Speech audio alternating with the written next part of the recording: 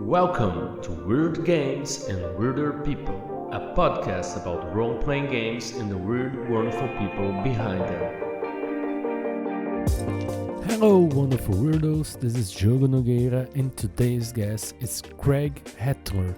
He's defining himself as an IT guy, he's an educator, a game designer. He makes system-neutral tools, and he also is creating a Creative Commons system and a Creative Commons setting that anyone can take and create your own stuff with it. But before we get more into that, I'd like to remind you to please subscribe to the show wherever you listen to your podcast. Leave us a review, tell your friends about the show, and if you have any coins left, support your shows, buy us a coffee at Ko-Fi or buy one of my games. See the links in the show notes.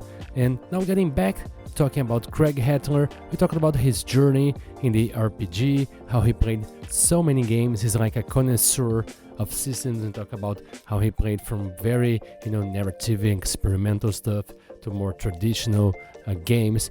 We talked about how he started as a game designer, how was the process of iterative, game design, how you play test it, you have ideas, you test it out, you see what works, what didn't, and you go back to the drawing board, try things out again, go back and test it, and continually improve your game. We talk about how his game design philosophy, how he's focused on making things like a toolbox so people can, experiment and customize any way they feel like it. We talk about other games inspired. We talk about pixel art. We talked about Raul Volpato, one of our friends, a brilliant artist. We talk about Dead Cells and roguelike games that I'm itching to play. It was a very fun, very insightful, very educational chat. I hope you enjoyed as much as we did. So let's get weird with Craig Hatler. Hey, Craig. How do I say your name? It's Craig Hatler, or? Yes. Yep, you got it right. Yeah. Okay. Hey, hello, Craig Hatler. How are you? Welcome to Weird Games and Weirder People. How have you been? How is your Saturday? Saturday's been pretty quiet. Thank you for having me on your show. Really just kind of been a chill day so far. Just hanging out and not really doing anything of consequence today, at least. Wow. Yeah.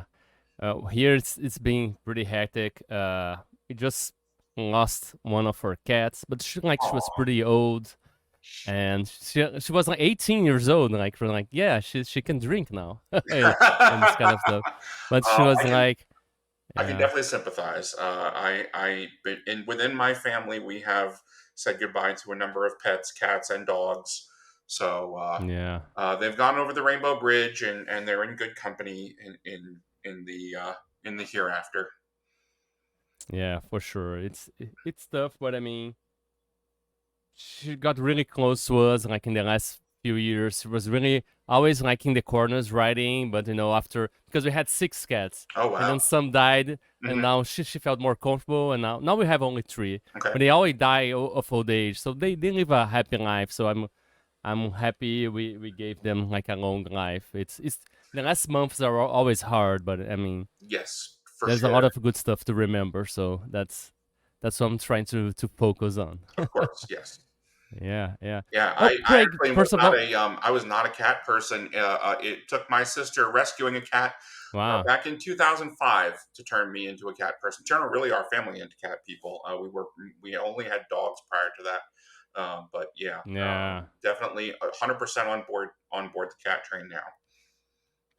Yeah, I grew up with this, hearing we had dogs with my parents, and we always heard the stories about, oh no, cats can't be trusted, cats don't like the people, cats like just the place, or stuff like this, right? All lies. And and then I started, dating my wife, and she loved cats, and then I started, having more contact with them, and they super, kind. They want to be close to you. They have their own personality. They're more independent. I don't know.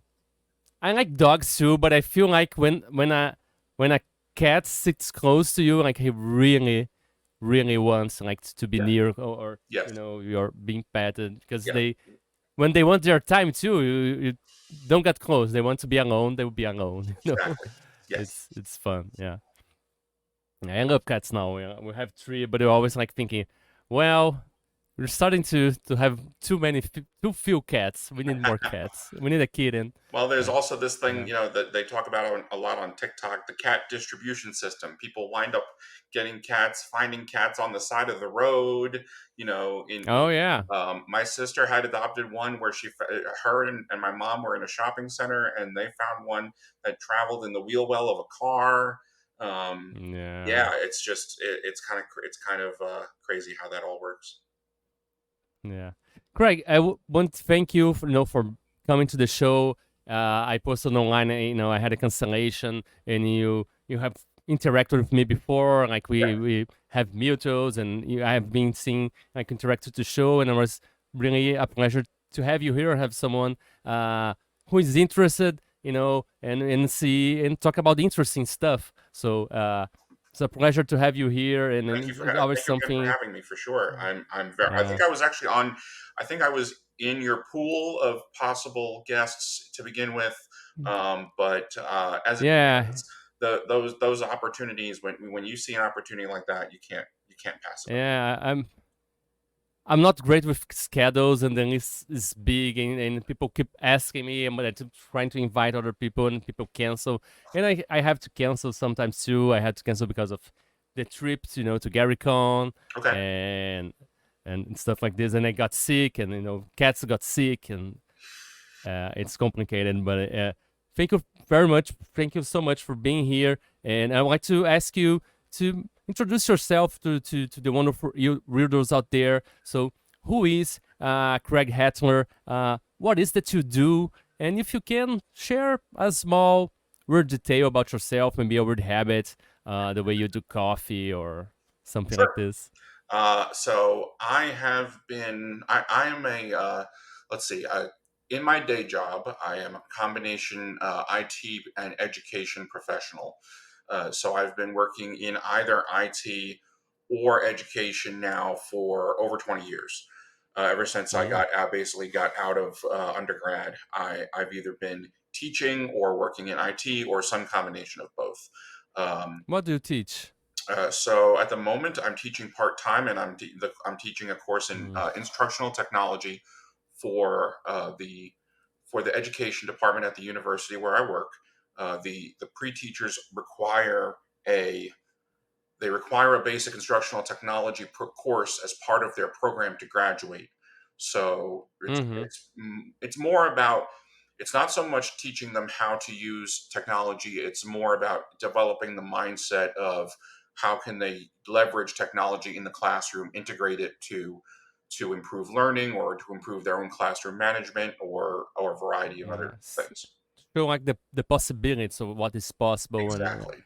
Yes. encourage them to explore the possibilities, right? Yeah, So I have that's been great. playing tabletop role playing games for over 30 years. I started in middle school, so in the early 90s, and started with Mm-hmm. the basic red box D&D with Mm-hmm. fellow middle school students, friends of mine in Gifted and Talented, who introduced me to it. And I never really stopped. I've paused for here and there for other Yeah. things, but I've never stopped. And um, branched out and played tons of different games. Even sort of in the beginning, played a few other games besides D&D. But really, Mm-hmm. once I fell in and found the story game, indie game, whatever small press community of RPG designers and players. That's when I really started just playing everything I could possibly get my hands on, playing, And running. and what games like were your introduction into this weird and wonderful world of indie and OSR, this kind of very no mainstream RPGs that explore the very unique personalities of the authors, like really unique tastes, and they're very personal Yep, games. of course. I believe, right? So, What made you games made you fall in love with well, the this game that made me fall. subgenre? I mean, if we want to talk about the game that made me fall in love with it, it would have been Apocalypse World by the Bakers, Vincent and Mm-hmm. McGee or McGay, however you pronounce that. Yeah. But before classic, yeah. Before that, I was introduced to small press and indie games through Sorcerer by Ron Edwards and the Shab al-Hiri Roach by Billy Pulpit. What's the other one? It's called the Shab al-Hiri Roach. So it's a group of, they're like college professors, and they've been infected by this creature, this called the Shab. It's literally it's like an intelligent cockroach parasite, and you spend the majority of the game. Everybody is basically kind of angling against each other to basically tell and aggrandize themselves. And again, I haven't played this game since 2002, so it's what little I remember of it. But those are the two that definitely introduced me. And then, but then the big one was Apocalypse World. And also Apocalypse World and Spirit of the Century. So Spirit of the Century was the first pre-core Fate game that I ever played. Which is kind of a 1930s, 20s, 30s, two-fisted, pulpy adventure. Pulpy adventure. Yeah. Yes, by like Indiana Jones and stuff like exactly. This. Yeah. And that really got me interested in Fate. So I was very happy when Fate Core came out, and really on board with that. But Apocalypse World introduced me to this idea of fiction. Staying within the fiction first, and what makes sense in the fiction, and the idea of not a binary pass fail of success with cost, success with complication, partial success, and exploring that space, and and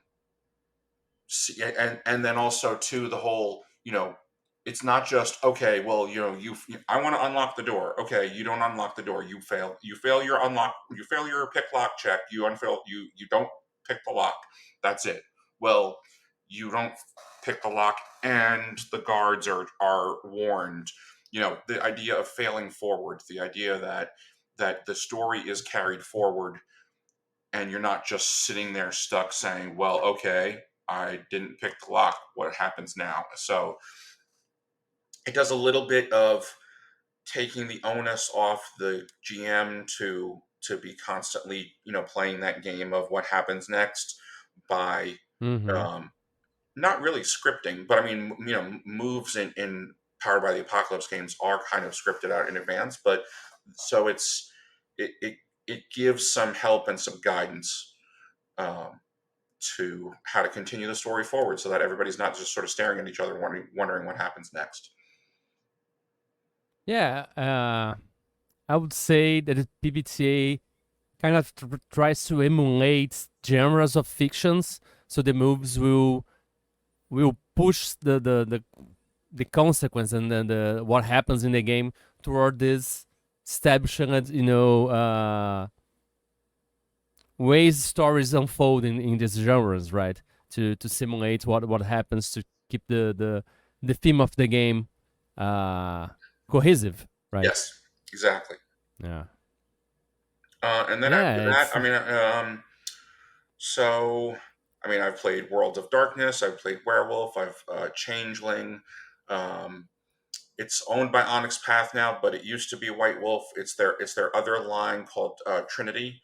It was Trinity, Aberrant, and Adventure, and now it's kind of all tied together under the Trinity Continuum.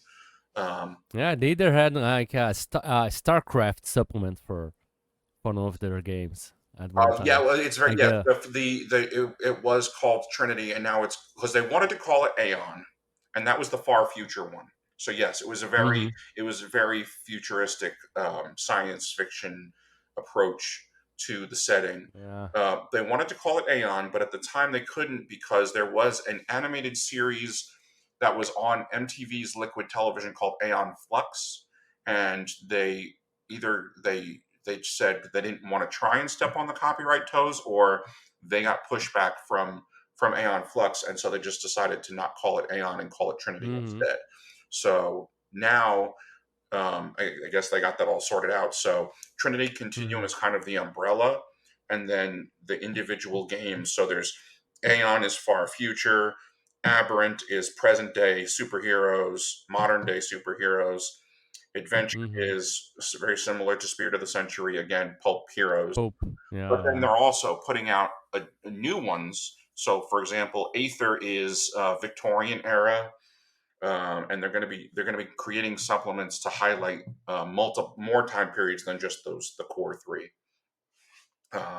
And I remember having a really good time with that. I had made friends when I used to live in New Jersey, and one of the guys who was frequently our GM had introduced it to us, and it runs very similarly to the World of Darkness games, the storyteller system. Storyteller. Yes. Yeah. So it was pretty easy to pick up. Yeah. Well, just fill some circles, get some dice, and roll. Exactly. It was very intuitive system, right? Yes. And very intuitive way of making characters. You didn't have to look at tables or anything. Just like fill that many circles here, that many circles here, right? And yeah. The system, like I remember, I don't know, like the revisions I played, like World of Darkness, like their first editions. Like you'd have to roll dice for everything. Like combat was terrible because you'd like initiative, attack, dodge, damage, absorption. So like each attack was like too many dice. I know like they revised this like in revised editions, but I don't really know how that was. But yeah, I remember. Yes, I played Werewolf the Apocalypse. I believe it was second edition, although the editions didn't really. It wasn't something that I paid attention to as far as Werewolf was concerned. But I just know that you picked your breed, your auspice, your tribe, and then you had to worry about Ragabash. Yeah, exactly. I always like the Ragabash. I like play the thief. Yeah, the thief. Yeah, the Ragabash. I had a couple different characters. I remember I had a Wendigo who was a Philodox, and I had a Silent Strider who was Ragabash the New Moon. I don't remember. I know Ragabash is the trickster. I think it's the New Moon because it's the one that's yeah. So he was he was Silent Strider. He was very kind of stealthy and Blur of the Milky Eye, very hidden in the shadows. But I remember you had to distinguish. You needed to worry about, because since you were Garou, you were werewolves. You shrugged off damage from most mundane sources, but it was silver that always caused the problem. So that added an extra layer, and then you got into strange things. The aggravated damage, I think was called, right? Aggravated the damage you can't. Aggravated damage. Yeah. I played that quite a while. I gave up because I usually the storyteller, the GM. I was using that for like all the games, and I used to like, it's the 90s, right? So in the 90s, we always felt like the GM was a storyteller, so we had to prepare all this like plots and things that would happen, and it was supposed to be a horror game, like conspiracy and paranoia and horror. But my players just wanted to blow shit up. And I quickly found out that it wouldn't work. For like World of Darkness isn't made for that, and it was become boring. It's like, you wanna blow shit up? Let's go back playing D&D and blow shit up there. Yeah, and I mean that's a big deal about kind of player expectations. Like if you want to blow shit up, I mean, Werewolf is a good game for blowing shit up because you can blow up Pentex. Yeah. So you can find worm hives and black spiral dancers, and there's you can blow shit up in Werewolf, but in Vampire that's not what it's about. It's the scheming and the brinksmanship of the different the clans. I never played Vampire, but I played and I never played Mage either. That's all. I always got the impression that Mage was also very much all about intrigue and scheming and things like subtlety. that. Yeah, exactly. Sutdied. Yeah. My players didn't. We were teenagers, and like you said, like I began playing in the 90s. I was born in 84, so Okay. I think one of the first games I had like 8 years old would be like 92. And by the time I played World of Darkness, I probably had 13 years old. I don't know. We 15. Yeah. I don't know. Hmm. The tops, and we were not matured enough, to understand the themes and everything. So yeah, of course, they wanted to blow shit up. That makes perfect sense, But now, if actually. you want to talk about Yeah. game, when I was playing in high school around the same age anyway, um, we were playing Shadowrun. If you want to talk about a game about that where you have Yeah, free reign to yeah, blow for shit sure. up, Yeah, Shadowrun was all about doing jobs for corporations, yeah.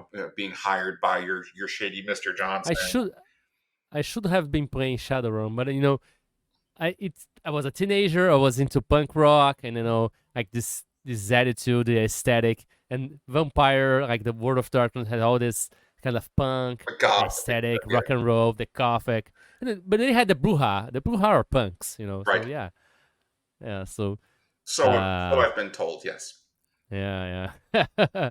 So that's what I got into. But then I got out, and I don't know why I never played Shadowrun too much. I think the system wasn't as intuitive, Oh, and that definitely kind of no. put me away.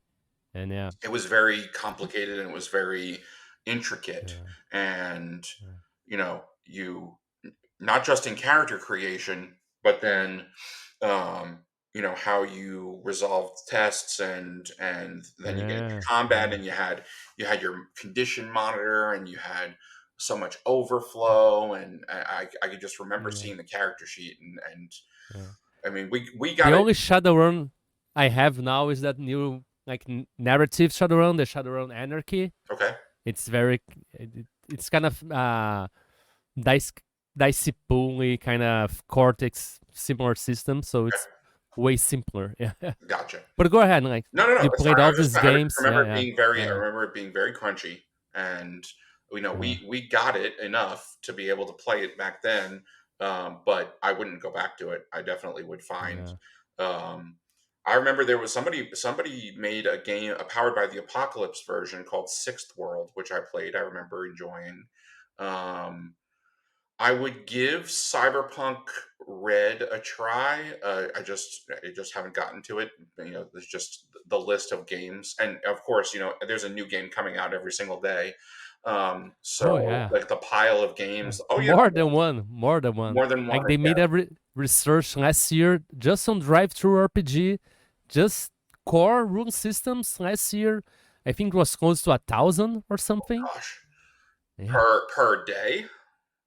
No, for the whole year. Oh, for the year. I was to say, yeah. I mean, 1,000 new systems, entirely not 1,000 only adventures, yeah, not everything like system, just systems. per year. That's Yeah. great. That's mind-boggling. Yeah. Um, And and then like you're playing all these games and what happened? Like you begin making your own stuff when you know So I started this working jump on my happened. own. The group that I was in when I lived in New Jersey in the starting in the early 2000s. So in 2004, so this is actually, it's been 20 years. I used to work at a bookstore, a Borders bookstore, one of the big boxes, that the company that doesn't exist anymore. It was one of Barnes and Noble's big competitors. Um, and I had originally asked Mm-hmm. management if I could start a D&D club at the store, and they were okay with it. Originally, I wanted it to be like I would do it as an on-the-job thing, like a community event, but that really didn't wind up working out very well. So um, it it wound up doing it outside of work hours, and basically, I started in January of 2004. I started with 8 players, and by October of 2004, uh, that group tripled in size. So I had Mm. 3 tables, 3 dungeon masters, in a coordinated campaign, basically multiple storylines of effectively the same macro level campaign happening across all three tables in an original setting. And it also interestingly coincided with, because this is the 50th anniversary of D&D, so at that time it was the 30th anniversary of D&D. So Wizards did a big worldwide game day, and that was like the ultimate culminating event. We did a day-long session, and that was like the end. That was the ending of that End of the campaign. campaign. Yeah. Wow. So we were looking at creating our own setting and publishing it, especially in the light of the OGL and the open gaming movement. Using third edition 3.5 to come up with all these different feats, spells, magic items that would give you an avenue to feel engaged with the setting. So you didn't just say, I came from this country or I came from this region. There would be feats and there would be prestige classes that would have a direct mechanical tie to the fiction, to the setting lore. And then Wizards announced in 2007 that they were going towards fourth edition. And when they went towards fourth edition, they said, well, we're going to release it under a different license, which is not going to be as open, and we're going to completely revolutionize the rules. So basically, it seemed like 3.5 was out the door. And that's when we all kind of collectively looked at each other and said, well, if we're going to create our own setting, we might as well create our own system also and put it all together and release it as our own game. And that's when Shadowlight and Persona started. And that's when we started the path, so to speak. But I got to the point where, because of the fact that I had played so many different games before, I played Werewolf, I played Star Wars, I played, fantasy, science fiction, all these different genres of games. I had just gotten to the point where I was like, well, if we're making a rule system, then I want that rule system to work for any kind of game I could imagine. And so the setting kind of went off on its own in its own direction, and one of the guys in our group kind of he made the decision to take the content and release it as a setting of his own, but the meta layer of the setting, the lore, which is what I brought to the table along with the rules, is what became Shadowlight and Persona. So that has been a ongoing process. I've worked on it. I've put it on the shelf. I've taken it off the shelf and worked on it more and back and forth until, so let's see, July of this year will be 2 years. So 2 years ago almost is when was my most recent time of taking it off the shelf and saying, okay, I want to make this a real, I want to get this out into the community, I want to polish it. And it also needed some updating in terms of make it gender inclusive, change some of the terminology, keep it kind of incorporate elements, session zero, things that have emerged from the community in the last 15 years of its existence and ongoing development. So I felt like it was the right time, and so I've been actively working on that now for almost 2 years. Raising itch funding to raise funds to purchase, to do branding, logos, artwork, cover art, interior art, and so how does it work? Are you having multiple itching fundings for the same game? It's like a constant thing? Right now, it was one itch funding for the same game.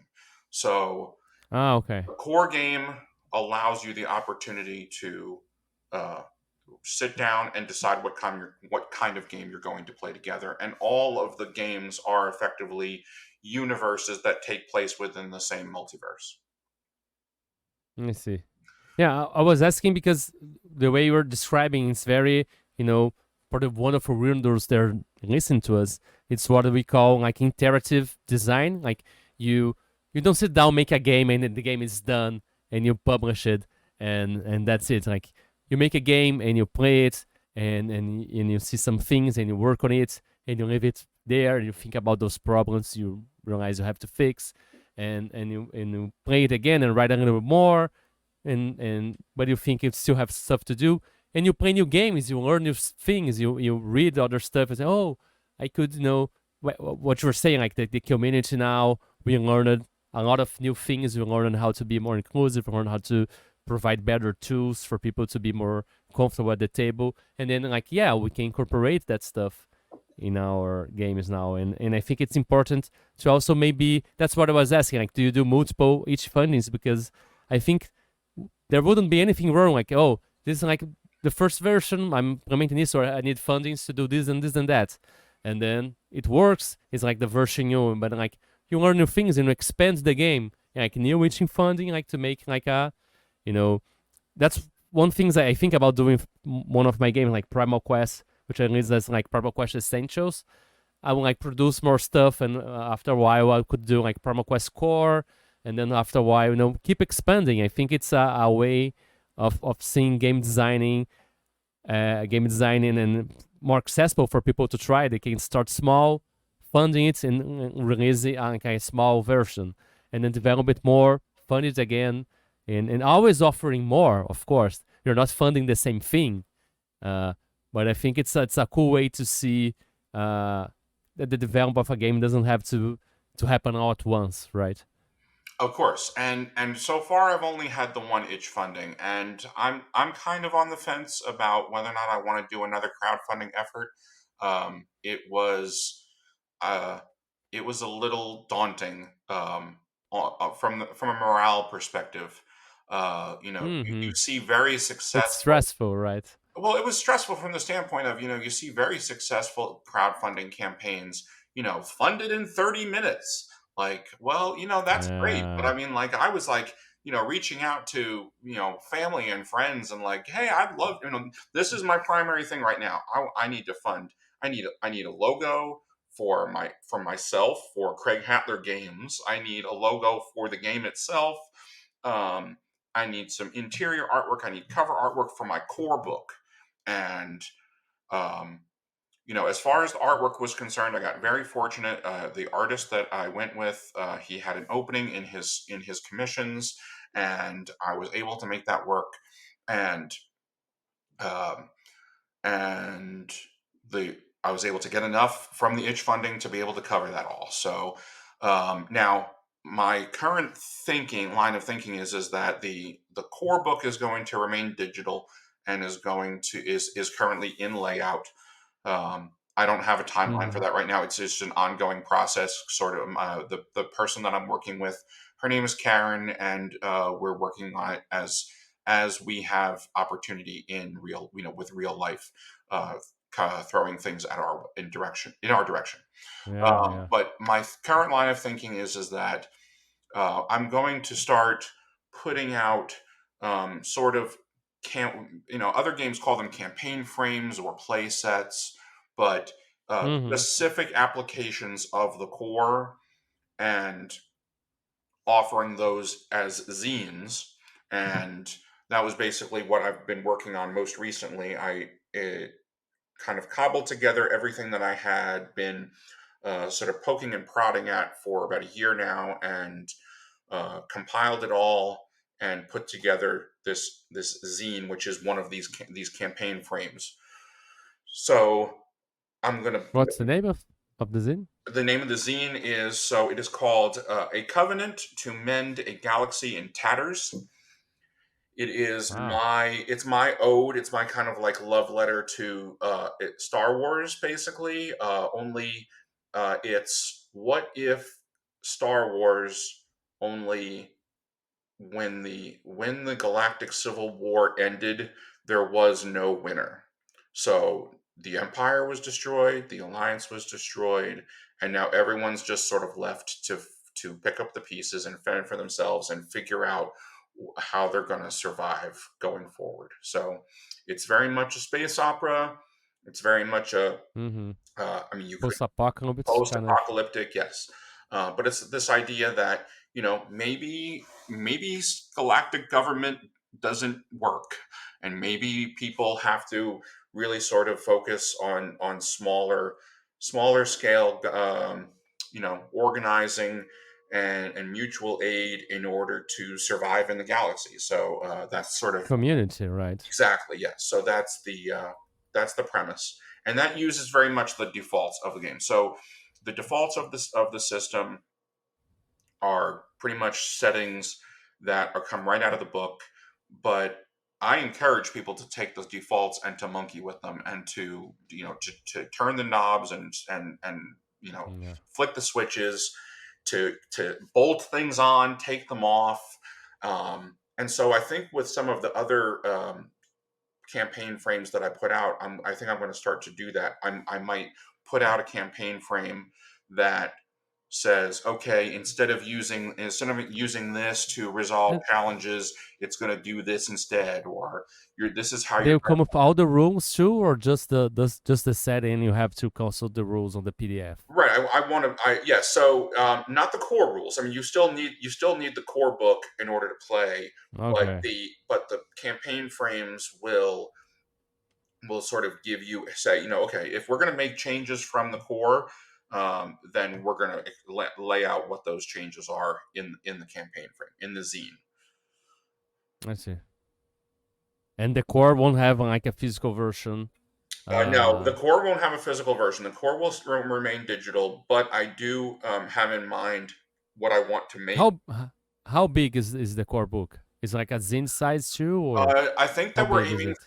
we're aiming for 7 by 10, because I've seen some books that have come out recently. And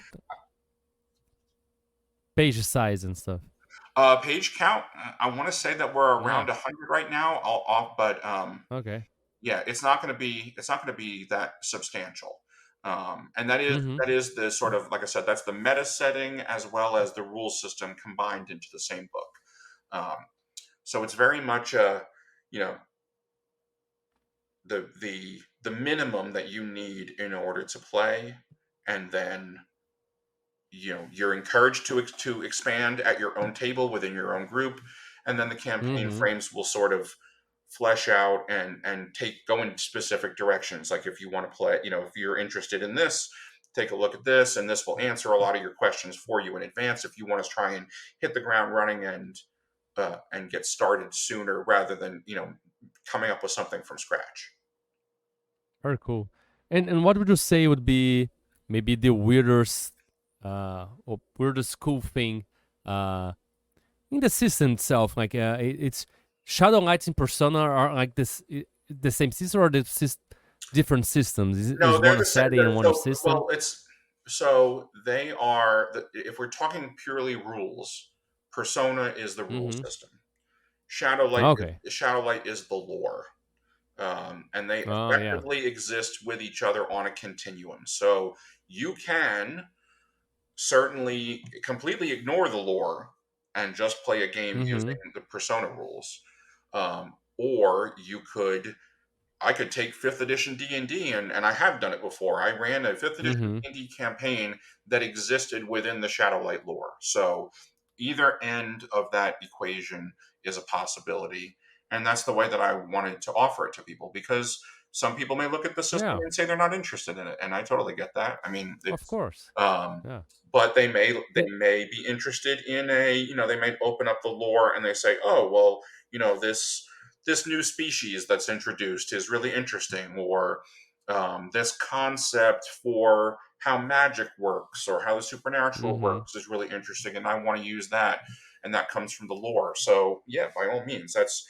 and I released it under Creative Commons because I wanted people to have that freedom.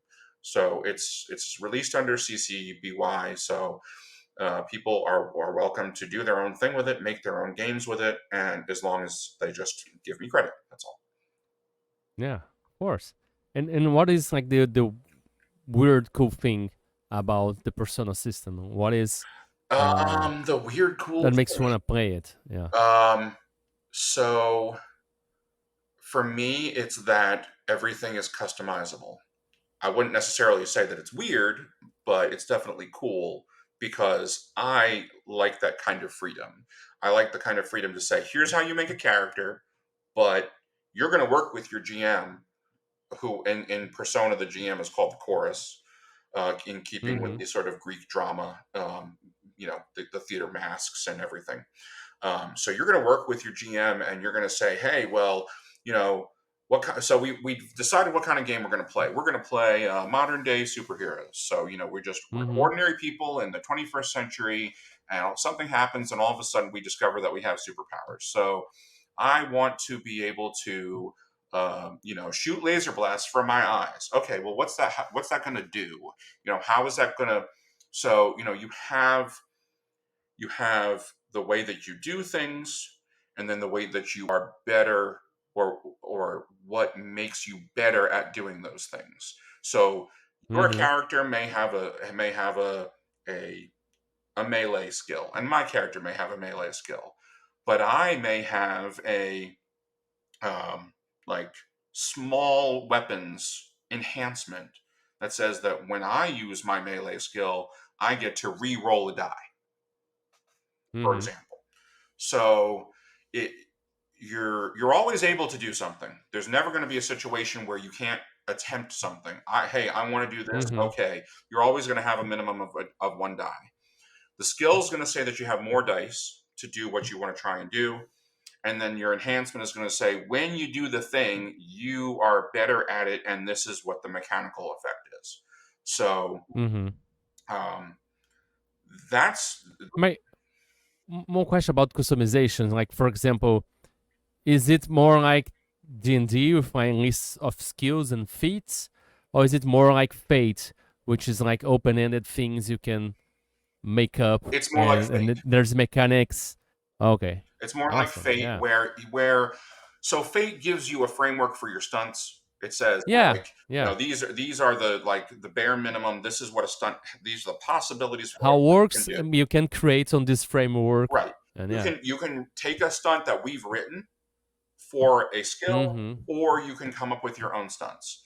And so, as the default So you do provide a list too of of examples too, right? examples, yes. Or no? A list of Okay. examples, yes. So here's what you might be able to do, but ultimately Mm-hmm. to give the freedom to say work with your GM and come Mm-hmm. up with something, come up with Awesome. Yeah. traits, your enhancements, powers, talents that express your character mechanically how you want to see them expressed. Perfect. Yeah. Yeah. And Craig, one thing I always like ask here is about possibly source of inspirations, main source of inspirations. I always talk about how I draw a lot from my childhood, cartoons, comics, movies, and etc. And because it was a hard time for me, and that was kind of my shelter. And of course, as creators and game designers, we're always taking in inspiration for everything we experience, right? But do you see yourself drawing for any particular period of time, or aspect of culture, or any niche that you're always somehow coming back to and drawing ideas from? For sure. So I grew up, child of the 80s. I grew up with Star Wars, He-Man, Thundercats, and Voltron. So really Yeah. growing up, I didn't really have any sort of concept of what genre was. It was just I was put in front of these movies and these TV shows. Um, and I will give you a nod to your Solar Blades and Cosmic Spells, which is on my list of games to look at because it makes me think of Thundar the Barbarian. That's what comes to mind. He-Man and Yeah. Thundar is what comes to mind when I think that game brings me into that space. Um, so that's what I grew up with, and so the idea of bending the line of genre definitely comes from, we all know that George Lucas, he took 60s hot rods into account. He took Flash Gordon and Golden Age of Sci-Fi, westerns, all these things into account when he was making Star Wars. He definitely he was doing a mashup before anybody called it a mashup. So um Yeah. I mean, in the beginning there was no genre. I mean, it was all speculative fiction, right? If you see like the pulp stories like Conan and Farfard and all the authors of the 20s and 30s, and like was fantasy, science fiction, and horror was everything was the same thing. Right. And then I think when we're starting to study more and try to sell more and like turn into more like a commodity, and you know, yeah. And then we created these separations. But I think it's very healthy to maybe not even think of mashing them, but just think of just ignore them. Just you know. Mm-hmm. Exactly. Yeah. I like the idea of Arthur C. Clarke's law that any sufficiently advanced technology is indistinguishable from magic. So when it comes to Shadowlight, when it comes to the lore, I very much like to think of you have physics, quote unquote, which is the rules, and then you follow the rules, and technology is all about finding the edges of the rules and maybe bending the rules.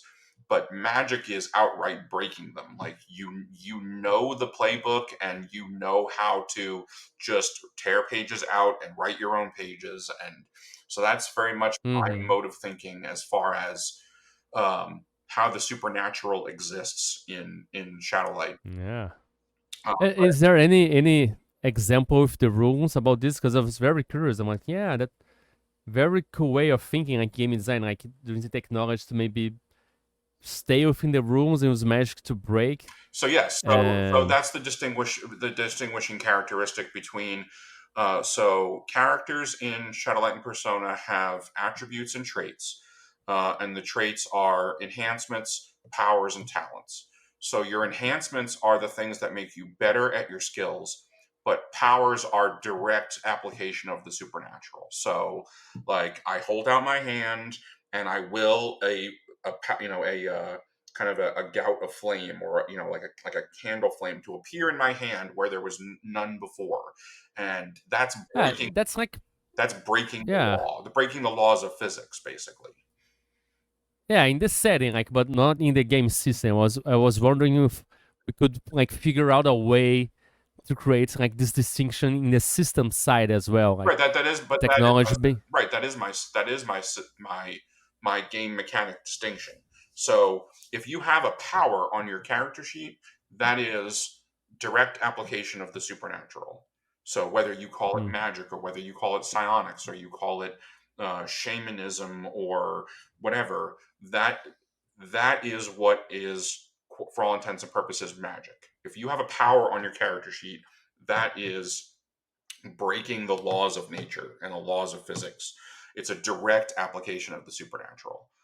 So it's something drastic. It's like, the ability to fly, or the ability to, telekinesis, or anything. But what about a piece of technology that gives the same thing and is so there is room, like a jetpack, right? So the jetpack would be an enhancement. So basically the enhancement would say, you have a jetpack, it allows you to fly. And so enhancements have they have identifiers, they have flags on them, basically. So you can improve an enhancement and say, okay, you can fly because of your jetpack. Well, by default, you can only use one enhancement at a time, but then you can improve it to say that it's superior. So if you improve it to say that it's superior, you can use it in addition to other enhancements. You can go one step further, improve it one step further, and say that it's exceptional. And then, no matter what, no fictional condition can change. Like, you can't have that jetpack taken away from you. So no matter what, you've always got that enhancement. And the enhancement is where you see the application of technology, basically technological gear and gadgets that let you do extraordinary things. And there's always space to be able to say that something that's on your character sheet comes from technology rather than magic. It's all going to be a conversation between the group. Yeah, that's what I'm saying. Like, these are more semantic differences, but mechanically they're just another rule. There's a rule for powers and a rule for things, but mechanically one is not breaking. There's just another room. I was thinking if maybe you could figure out a way to do something like this, but I don't know. It's just like Hey, in my you know what? thinking. I mean, Yeah, I'm certainly open to it. I definitely, yeah, yeah, I don't think that there is a ceiling on what can be accomplished. yeah. Of course, yeah. Our hobby, like our role playing games, especially games, are very old, and but we're only started to study them a lot serious recently. But role playing games, especially, is something very recently, and we're very in the early stages of doing stuff with this. So there's probably a way to explore this idea even further. But I love the spark of this idea, and the way you're meddling with it, and I think it's a great path to explore in a way. I don't Well, know. it's almost Yeah. the way that you kind of spell it out. It's almost like you'd be changing the rules of the game as the story unfolds. Yeah. Then you start to get into a Do very yeah. meta layer there, Yeah. where instead of Do you know like, that okay, game card game instead of rolling called 10-sided dice to resolve challenges, I'm going to roll 8-sided dice, or Yeah. you know, I always get a 10 as my top die, or something like that. Like, or I can never roll anything lower than a 3, or you start to Yeah. Yeah. definitely, yes, That's a good there's thing space. to do. Yeah. Yeah. Yeah. And there is, do you know that card game called Flux? Yep. That's kind of like you're inserting new rooms Yes. as you play. Yeah. Also, Yeah. you ever play? I was introduced a few years back to Risk Legacy, which is a kind of a extension of the original Risk. Yeah, I haven't played that one, but I heard very good things about this. Like you're creating stuff that will affect future games, right? Yes. So you might Yeah. open up a pack of cards and it says, take this pack of cards and introduce them into the game. Or you might take a sticker and apply a sticker to the board, and you are permanently changing Yeah. how the game works from match to match. And by the time it's done, by match number 10, the rules will not resemble match number 1. That's very cool. Yeah. I've got to check that one out. Yeah. Uh, Craig, something else, to talk about inspiration. Something else I want to talk about is maybe inspiration from particular artists or role models or maybe teachers from not necessarily you studied under them, but maybe you studied their work and learned from it.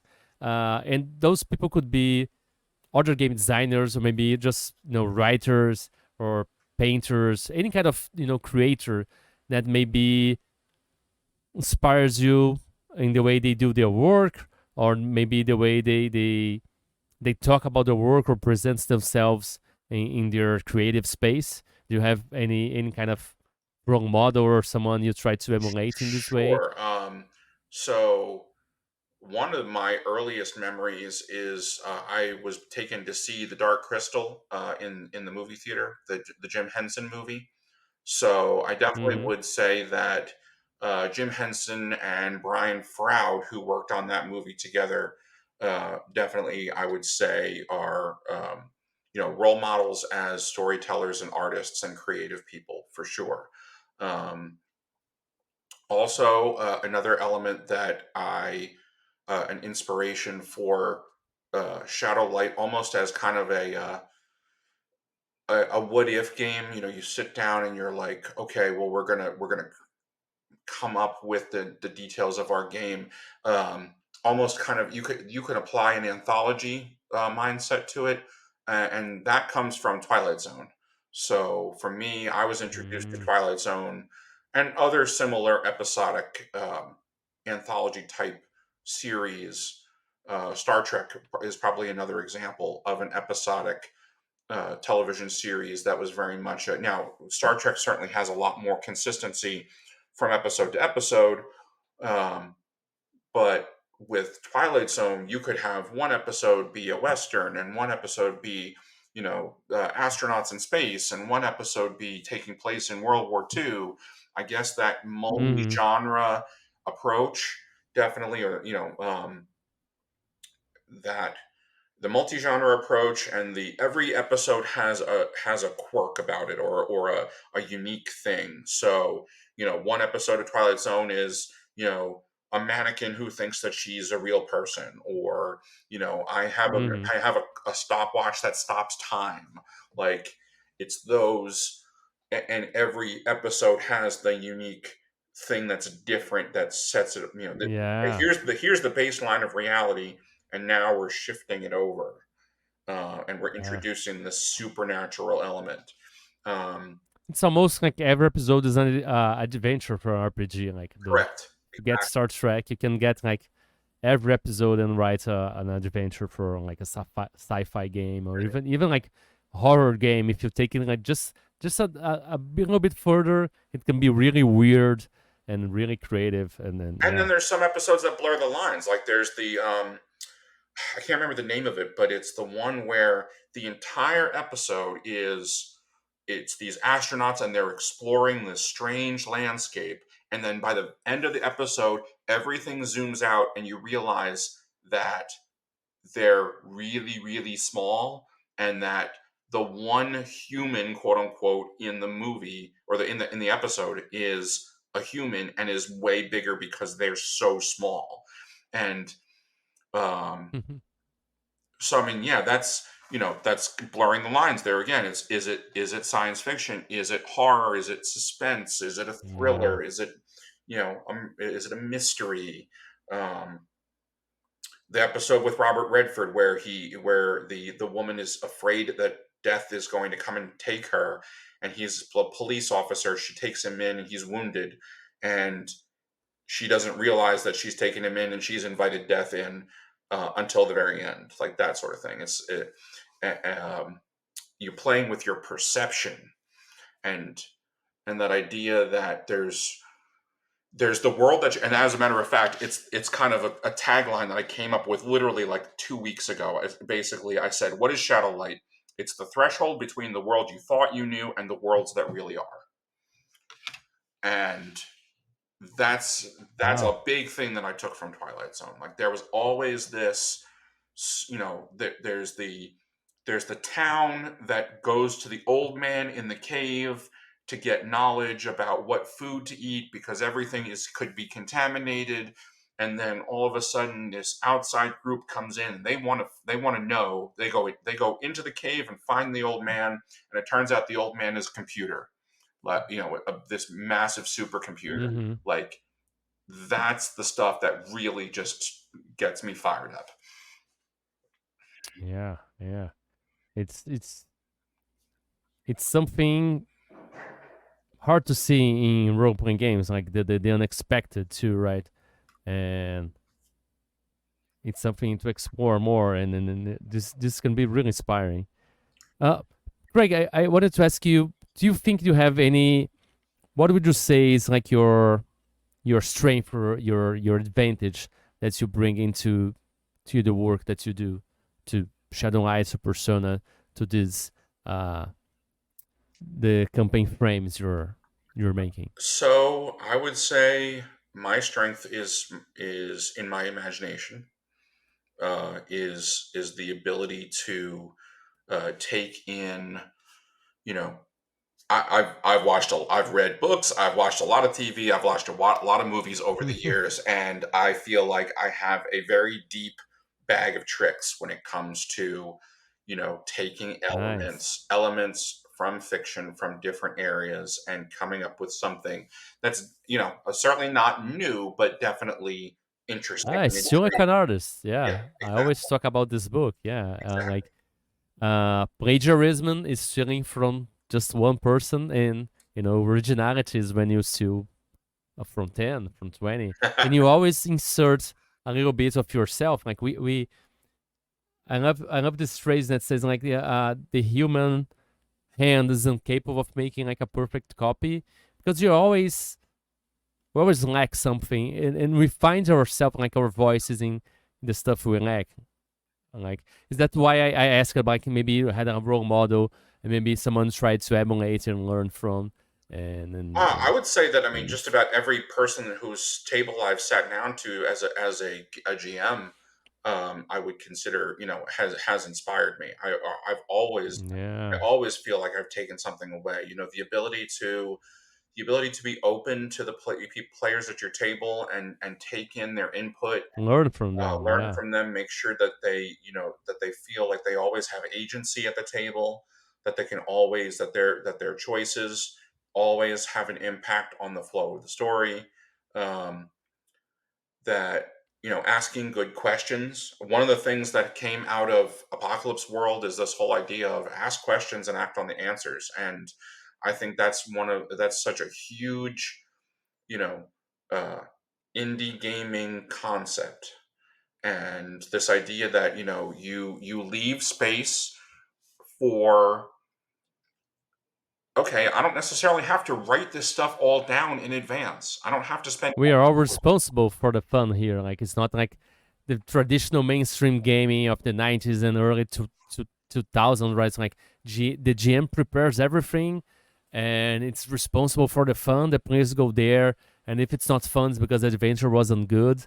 And then I think the indie really took this load off. At least I felt like this. Like, as a GM, I was mainly a GM. I felt this taking this load off and realizing that, hey, it's not all on me to make this thing fun and Exactly. to make this thing interesting. And in education, when I did my graduate work in educational technology, I came across a learning theory concept that I feel maps very well to RPGs, and it's constructivist, the constructivist model versus the directivist model of learning. So directivism says the teacher is the expert. The teacher has all the knowledge, makes all the decisions, stands in front of the class and delivers and transfers knowledge. So I am the teacher, you are the learner, and I have all this knowledge and I'm going to transfer it to you, whether it's through lecture or I Mm-hmm. show you a piece of art or I show you a film, and then I turn around and I assess whether or not you have received it. So I give you a test. I say, answer these multiple choice questions or write an essay or something like that to demonstrate that you have learned. Well, the other side of the Mm-hmm. coin is constructivist learning, which is, I'm not an expert. I don't know everything. I don't have all the answers. But what I'm going to do is I'm going to facilitate. I'm going to sit here and the learners construct their own learning. So everybody I, as an educator, am a facilitator. I'm going to sit here. I'm going to probe. I'm going to ask good questions. I'm going to say, hey, I don't know the answer to that, but let's see where we can go find that, especially in our information technology world that we Mm-hmm. live in, with the internet being the largest repository of knowledge we've ever had before. Um, so the learners are both responsible for their own constructing their own learning and capable of it. So you, as the learner, you have the ability to construct your own learning and then demonstrate it. You can take ownership of your own learning, and I feel that maps Mm-hmm. very well to trad versus indie, if you want to make that fine of a split. And some people will rail against that, but that is what it is. Um, so I would say it's not necessarily a rule and everything's like this, but it's very, very much what it is. Like, the main games, uh, mainstream games are all very this. Like, the GM is everything, has the adventure. People just play it. Like, the big adventures for D&D, a lot of them are very railroady. Like, very, you have to do this, this, yeah, this, and this, and even though there are indie RPGs that follow this model too, because it is what we see working. There's indie people that will try to compete on D&D with in its own terms, which I don't think it's very wise. no, not at The all. people try anyway. Uh, but then there's people that say, we can try do it different, especially because not only I think it's helping, like, we can all learn together and construct together and make something that's more about community and connections, but is also for the game is that for us, we don't have time to create tons of adventures and everything to follow. So having these tools it's better for us. And I think it's better for the people participating in the game too, because they take ownership too, right? Exactly. And I don't enjoy running pre-written adventures. It does not fulfill me. I do it in order to, if the circumstances require it. For Mm-hmm. example, case in point, um, I don't know. So there's a chain of cinemas here in the States called Alamo Draft House. It's very art housey. Very you sit down and you lounge in your chair, and you can eat and Mm-hmm. drink at your chair while you watch the movie. They show first run movies and they show older movies also. They have a kind of a rotating schedule, but they offer at the different locations, they offer events that are not movie related. So they do speed dating or Mm-hmm. they do pub trivia. Well, recently, as of last year, when the D&D movie came out, they started this what they call Dungeons and Draft House, which is running D&D for people who buy tickets to play in a one-shot D&D adventure once a month. So they restarted it this year back in January, and they partnered with a company called Dungeon in a Box, which provides a subscription service, and it provides everything that you need to play in a Mm-hmm. one-shot D&D adventure. And so that's what Dungeons and Dragons gets once a month, and that's what we as DMs turn around and run for people who buy tickets once a month. So that's a pre-written adventure that comes that we get access to in advance. We prepare it, we read it, prepare it, um, and it's fun in its own way. But for me, I always got the most enjoyment, the most fulfillment out of either writing my own adventures or doing something much more improv heavy, where you have a situation Mm-hmm. or you string situations together, and your play emerges from your story, your Yeah. plot emerges from what happens. But I mean, they are pre-written adventures. They are very much more emergent than those mainstream adventures that are very like a script. A lot of the indie and OSR adventures are very like location based and have factions, Yep. and they're more like a box of toys that you get, and you get to see what happens with the players. And I love this kind of adventures, and I think we learn a lot from them, and we are also playing to find what happens. They are very emergent. Like every time I play some of these adventures, it's always completely different every time. Different from some of the more traditional adventures that are like everything happens the same way, for example. Right. And some people Right. will take a pre-written adventure and they will read it, and they may pull parts out and use Oh them in yeah. their own ways. Yeah, They yeah, yeah, may yeah. they may repackage them. They may, Yeah. Yeah. you know, As you said, as you learn from other GMs, you can learn from other adventure writers too, right? yes, And like exactly. all these things always teach me a lot. So yeah. For sure. Hello, wonderful weirdos. This is Diogo Nogueira again, and today I'd like to talk to you about one of my favorite games, a game that I created. And if you listen to the podcast, I love dinosaurs, and it's called Primal Quest. It is a weird stone and sorcery adventure game. It's a NSR game, which is this game that caters to the old school style of play, but has more modern and more cinematic gameplay adapted to our modern sensibilities. It has adventures with dinosaurs, ancient civilizations, spirity, sorcery, aliens, elder gods, and much, much more. It's very pulpy. It has, a complete rule set, a mini hex crawl, an adventure introductory adventure. You can find it at Exalted Funeral, itch.io, Drive-Thru RPG, and your best local game store. And we're releasing more and more stuff for it, so stay tuned and play Primal Quest. So let's get back to the weird with our chat. Craig, something else that I wanted to ask you, I asked you maybe an adventure, something, a strength you have. I want to ask you maybe, do you have any disadvantage, anything you struggle with to do in your work? And then if you want to talk about it. And while you do that, I'll just get up and put the cat out of the room because he wants to get out. But I'm listening with the headphones, so yeah, okay. So what I would struggle with, As far as GMing goes, I would say probably games that require or kind of encourage a lot of lore understanding in advance.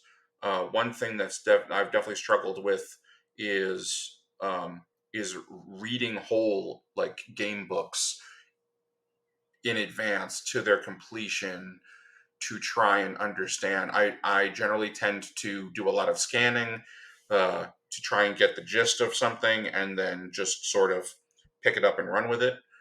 Um, Mm-hmm. as far as uh, I don't know.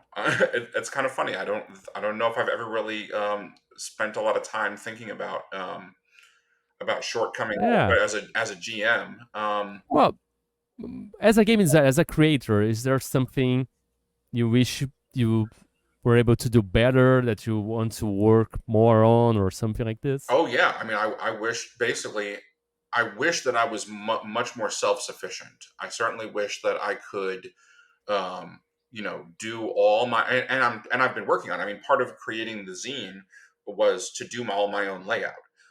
So learning Affinity Publisher to be able to lay out my own product, so that way I don't have to turn that over to somebody else. Um, uh, Writing was always something that was interesting to me, but I definitely I my strength is always in shorter works. I've never written a novel. I've never written Mm-hmm. and Do you want to though? do I want to? I don't know. Not really.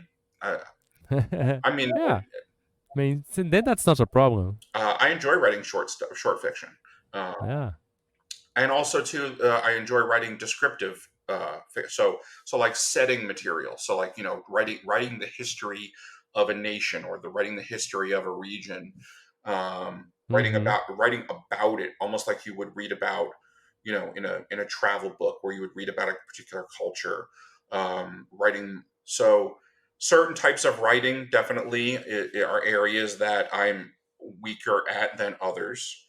um, and the ability to I can do a lot of the direction as far as art is concerned, but I've never spent any substantial amount of time illustrating. um, would I Yeah. love to be able to just take what I see in my head and just put it down on paper? That would be fantastic, but um, there are people that are way more talented than me, and I could certainly learn. And as a matter of fact, I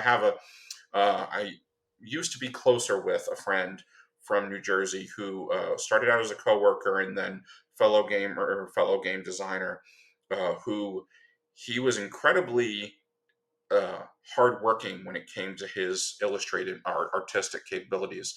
But he would be the first to say that it wasn't from any sort of real natural talent. It was everything that he did was simply through diligence and work ethic over talent. So, um, mostly Yeah, I would say talent would be top 10%. All the 90 rest is just put your ass where your heart wants to be. right, and Right. that's exactly it. It's where your heart wants to be. And I mean, Yeah. Yeah. really, as much as I love looking at illustration and Mm-hmm. looking at art, I'd much rather Yeah. write and describe verbally than Mm-hmm. draw or paint or sculpt. Um, Yeah. I do like to I do like to do crafty things for gaming. I do like to make like artifacts, quote unquote, that I bring to the table. So um, they might find the party might be exploring a an abandoned temple, and they might find a piece of uh, statuary. So I might make that for Make real something. and Yeah. put it in front of them. Um, That's find an always old cool. Yeah. Prop. journal. Props, exactly. Yes. Yeah. Yeah. Props. Yeah. That's another thing that I enjoy doing. But Cool. Do you have an habit of doing this? And do really you? only as the inspiration strikes. It's I mean, Mm. like What are some of the things you made? Just for example. well, I don't know if you can actually. I don't think it's in frame, but let me see if I can turn my camera towards it. Okay. So Yeah. that up there. on the shelf that looks like vases, the vase on the top shelf above the TV. So that's a skull. Yeah, I found that in a home goods store, basically a retail home goods store, and it was a recreation of something that somebody had designed, sculpted. It's a vase, and it's surrounded by, so it's kind of an optical illusion. One face sort of blends into the next. And I said, well, that's weird. Yeah, it's very weird. It's very weird, very cool. But I took it and I sprayed it with some textured paint that I bought at a craft store, and I made it look like a artifact, or like a something that you would find in the ruins. And yeah, and then it's purely as the inspiration strikes. It was never most of the time it's never something that I set out to do in advance. And did you use it for any kind of game? This sounds like something appropriate, like a Call of Cthulhu kind of game. What did you use that for? I used it for a Shadowlight and Persona game. Basically, cool. Was it was created by a culture that worshipped basically the Seven Sisters, and so each face on the vase is one of the Seven Sisters, and they each represented an element: earth, air, fire, water, life, death, time. But the thing is that there's 8 faces on the vase, and one of them broke. So the Seven Sisters are looking for their 8th missing sister. And so it was discovered. It was found, and actually, it was just recently that I introduced it in a D&D campaign many years ago, but recently, literally just at the end of last year, I ran Shadowlight and Persona for Nerds with Dice online. We did a 3-episode adventure, and I incorporated it into that story. And they found that in that story too. Yep. One of the characters. And they ever found the 80th face? They don't ever found that? No, as it turned out, so one of the characters, his father, what wound up happening was basically through no preparation or advanced plotting of my own, the direction of the story became this character's father was missing. Pardon me. And they took it upon themselves, him and the other party members took it upon themselves to find him. And they found this vase amongst his belongings. Oh, okay. Yeah. So he Craig. I'm sorry. Go ahead. Yeah. Go ahead. I was going to say, it didn't come up in the course of the adventure, but in some of the backstory, we established that the character's father was a explorer, traveler from one world in the multiverse to another. So he sort of got lost in one of these other universes, and they were trying to bring him back to his home universe. Greg, we are a little bit over an hour of the podcast, and now I'd like to ask a little bit about Craig. Sure. Outside of role-playing games. Okay. I mean, who is Craig Hatler? Outside of RPGs and things. What do you do? Like, do you have a job, or do you work primarily with games? Yes. I It's an educator and teacher. Yes. You're working on that right now. But my day job is IT support, is desktop support. So I am the help desk manager for a small private college in Raleigh, North Carolina.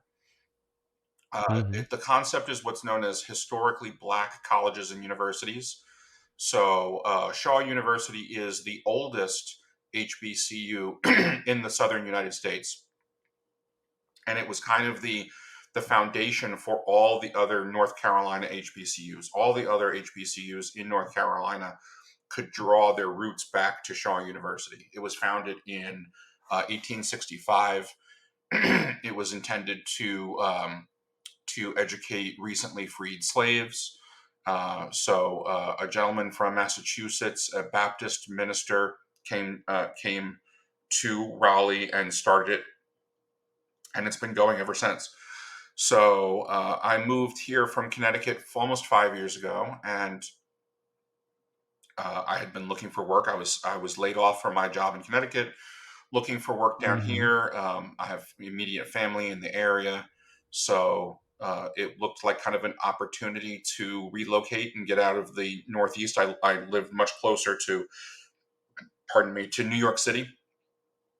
And the Mm-hmm. Northeast of the United States is very congested, very population dense, and Mm-hmm. very cold. Yes.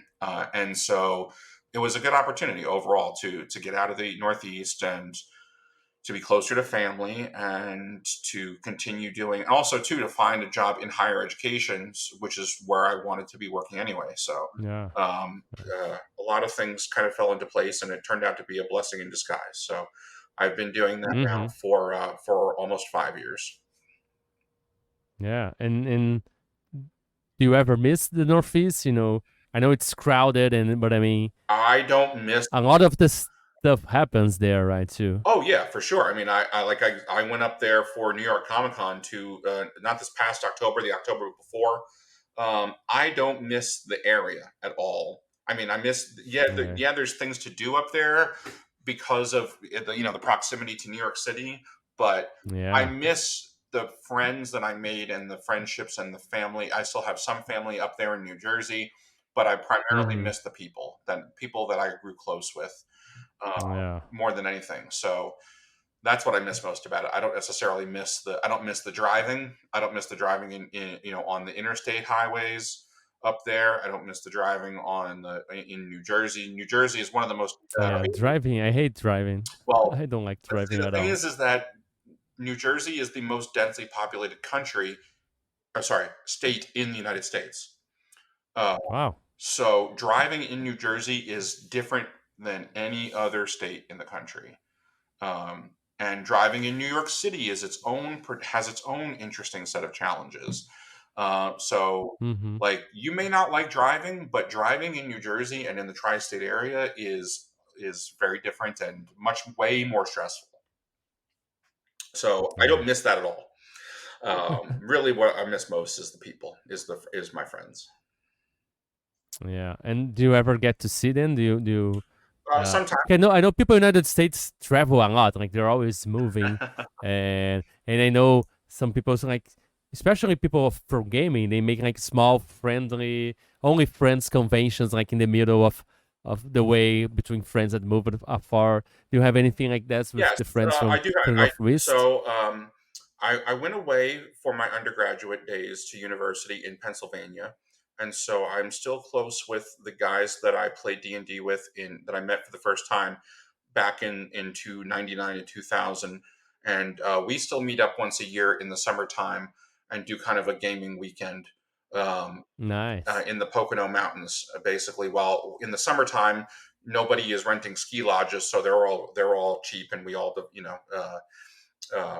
it's way more cost effective to do that than stay at a hotel and go out to restaurants and things like that. So um, there's that. I did go up for like the same time that I went up for New York Comic Con. I met up with some of my friends from New Jersey, Yeah. and then last year in December I went to PAX Unplugged, which was in Philadelphia. And funny story, I wound up a guy that I played D&D with in New Jersey, who I hadn't seen in probably 15 years. Turned out that we were staying at the same hotel, and as I was checking in, he was coming around the corner, and I didn't know he was going to be there, and it was a little reunion that That's great. Yeah. that was a lot of Yeah. fun. Surprise Yeah, reunion. That's exactly. great. Surprise reunion. Yeah. Yes. So Yeah. not nearly as often as I'd like, but definitely, Yeah, but I mean that's something. I mean, exactly. my early friends, like I studied here in Rio de Janeiro. We had like military school. Everybody just moved all around the globe, really. So we don't have these meetings, but But it sounds fantastic. Yeah. I am very fortunate for social media and for The internet, I Yeah, basically, yeah. I am too. Not always, but yeah. But when I go back to the day, I don't know if you go back as far as the days of Google Plus, but Yes, yes, yes. I mean, I'm still close. That was a good one. Yes, That was a good I'm one. still close with people that I'm friends that I made online through Google Oh Plus. yeah. Uh, Oh yeah. I'm friends with people I played World of Warcraft. I go to the like Gen Con uh-huh. and I meet people from World of Warcraft that I don't play for 10 Yeah. years. But then we're still friends. We send stuff and it's games have a way to bring people together Yes. and it's magical. I don't know. I Yes. love it. Especially role playing games. Yeah. Yeah, multiplayer games, then Yeah. games with communities that cooperative multiplayer Yes. games.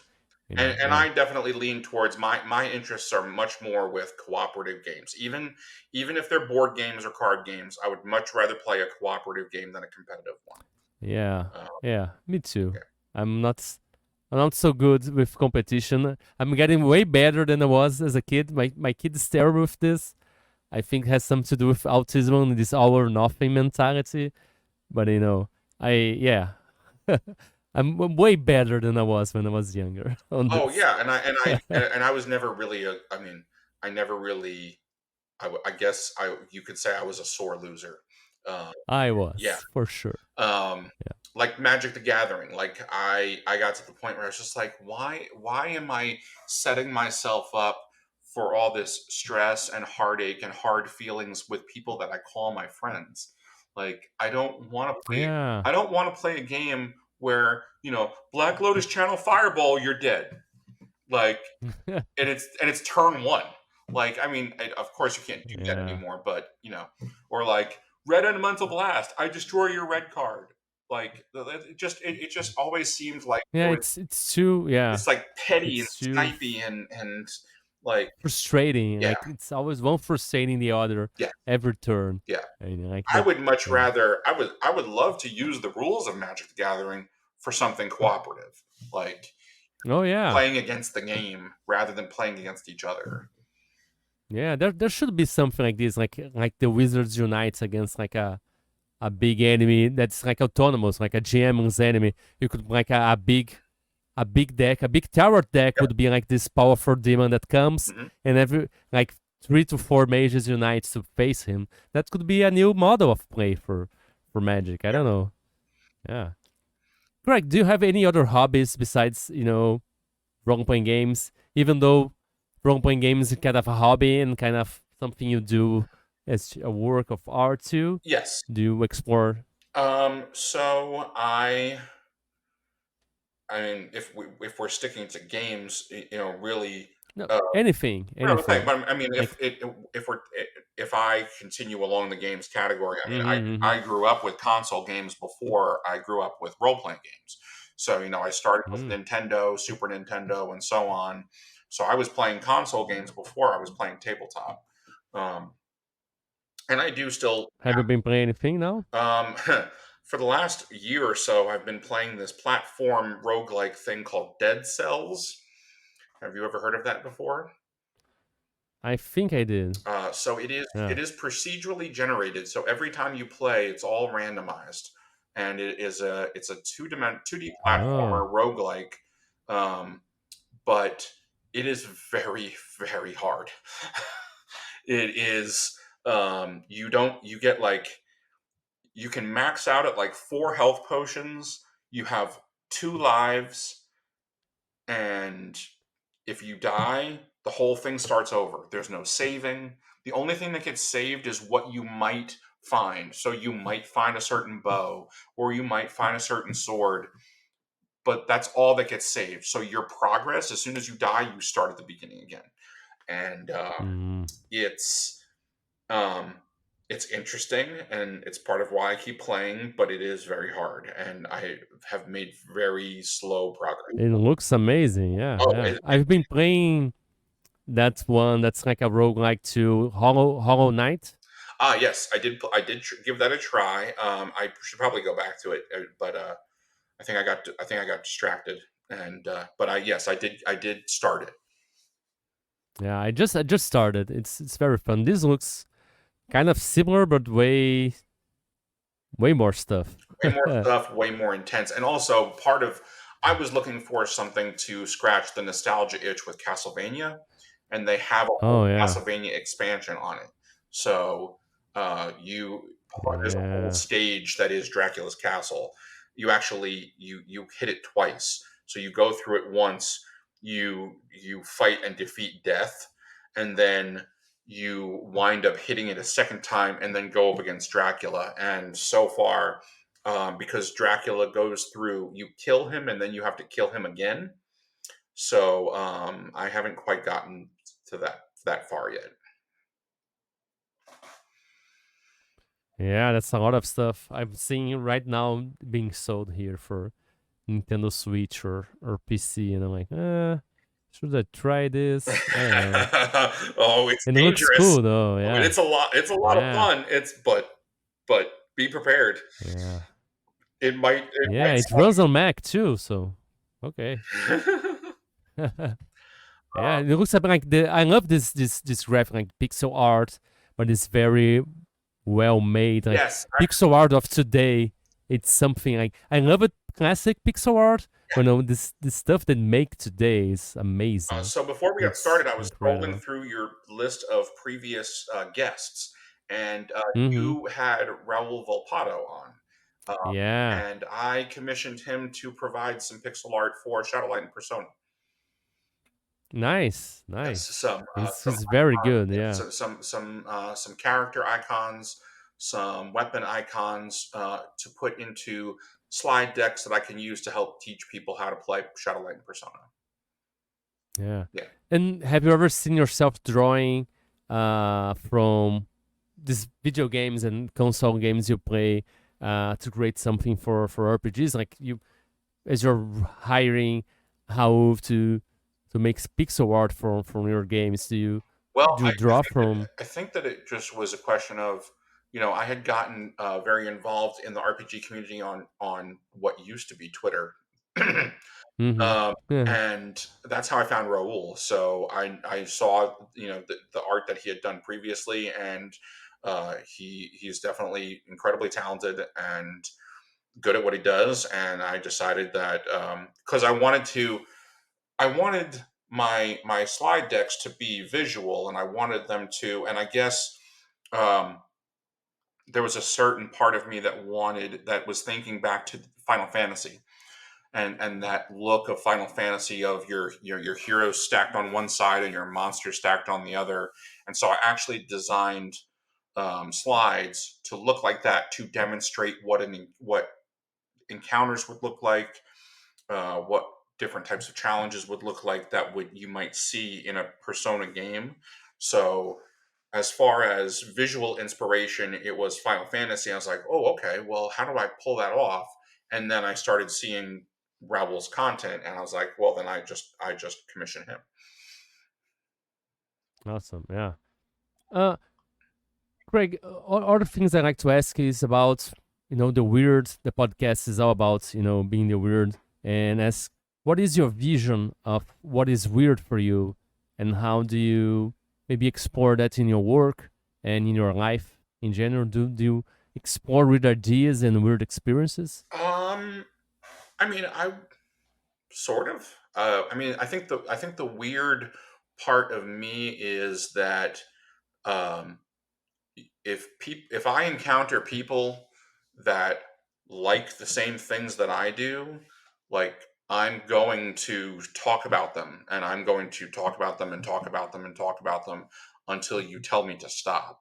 I would say that's probably the weirdest thing about is I like you know weird things, science fiction, fantasy, Mm-hmm. Lovecraftian, Call of Cthulhu, those types of movies and TV and books. So I guess that's sort of like the foundation for my weirdness is the things that Mm-hmm. I like. Um, I definitely seek out people. Like I will ask them, "Hey, are you into Star Wars? Are you into, are you Mm-hmm. into Lord of the Rings?" Like I will seek out people that are into the same things that I am. Um, I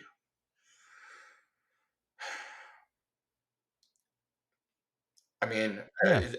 basically, I feel like I mean, I'm going to be more inclined to get along with somebody that I meet on that same wavelength.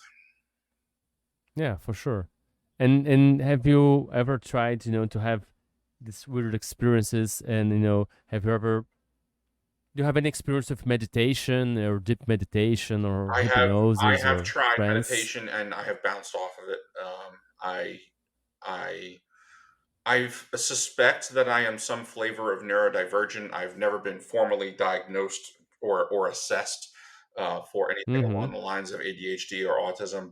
I feel like I probably have, like I said, some neurodivergency. I have tried meditation and bounced off of it. Most of the time, it's just a question of maintaining, you Mm-hmm. know, focus on quiet. I definitely thrive more when I have external stimuli. Oh yeah. Yeah, I'll play a game and I'll have TV on behind me and I'll be like poking my head back and watching here and there, or I'll be watching something on the TV and on my phone at the same time. Uh, So when you sit down to write and work on your games, do you put stuff on? Do you put Yes, a TV on? Do you put something? I usually try to stick to instrumental music. The Mm-hmm. what always has worked very well for me is movie and TV soundtracks. Um, but in particular, the one soundtrack in the last 2015 years, I guess, so 2006 was the reimagined Battlestar Galactica, which was on Sci-Fi Channel. Mm-hmm. What's his name? Oh heck, he's done a bunch. He's done ever since he did that one. He's done a bunch. He did God of War. He did. Oh heck, hang on a second. Now I gotta find his name because it's thoroughly Sure. escaping. Yeah.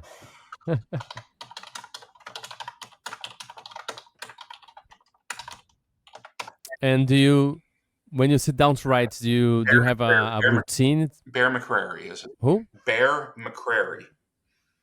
Okay. But he's Bear. done a ton of TV and movie. He also has done something recently that I can't remember. I'd have to look up. But no, I don't have any routines. I like, for example, when I did this, I had been poking at this zine for a year, and basically it was okay. I'm going to start, working out a little bit here and there, and then Mm-hmm. I got a real spurt of energy and got got to a point where I was like, this is incredibly involved, and didn't know necessarily if I wanted to devote like since it was a space opera game, I could have very easily come up with something way more complicated as far as like ships and scale and in some cases I did that and I have sketches for that, Mm-hmm. drafts, if you will. But I'm like, if I want something that's a finished product, I have to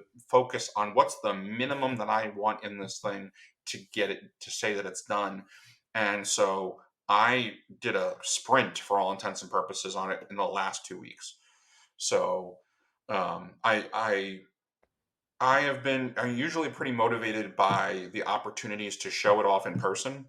So like if I hear about a local playtest event or I hear about a local, board game night or something where I have the opportunity to show off Shadowlight and Persona, that's usually sufficient motivation for me to knuckle down Work on and something. Yeah. work on something.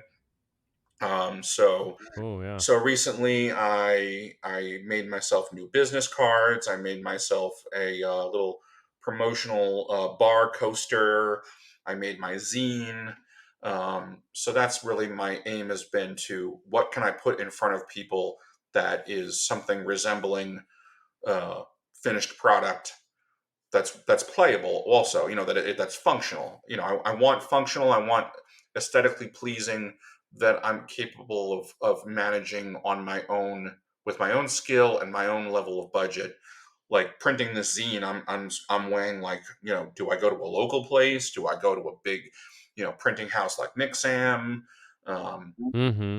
so um, but yeah, usually the opportunities to bring it out in person, and the number of opportunities to bring it out in person have increased more recently within the last year or so. COVID put a wrench in face-to-face activities, but that's changing. I've been very fortunate to start to make local friends and find local fellow gamers and do gaming in person.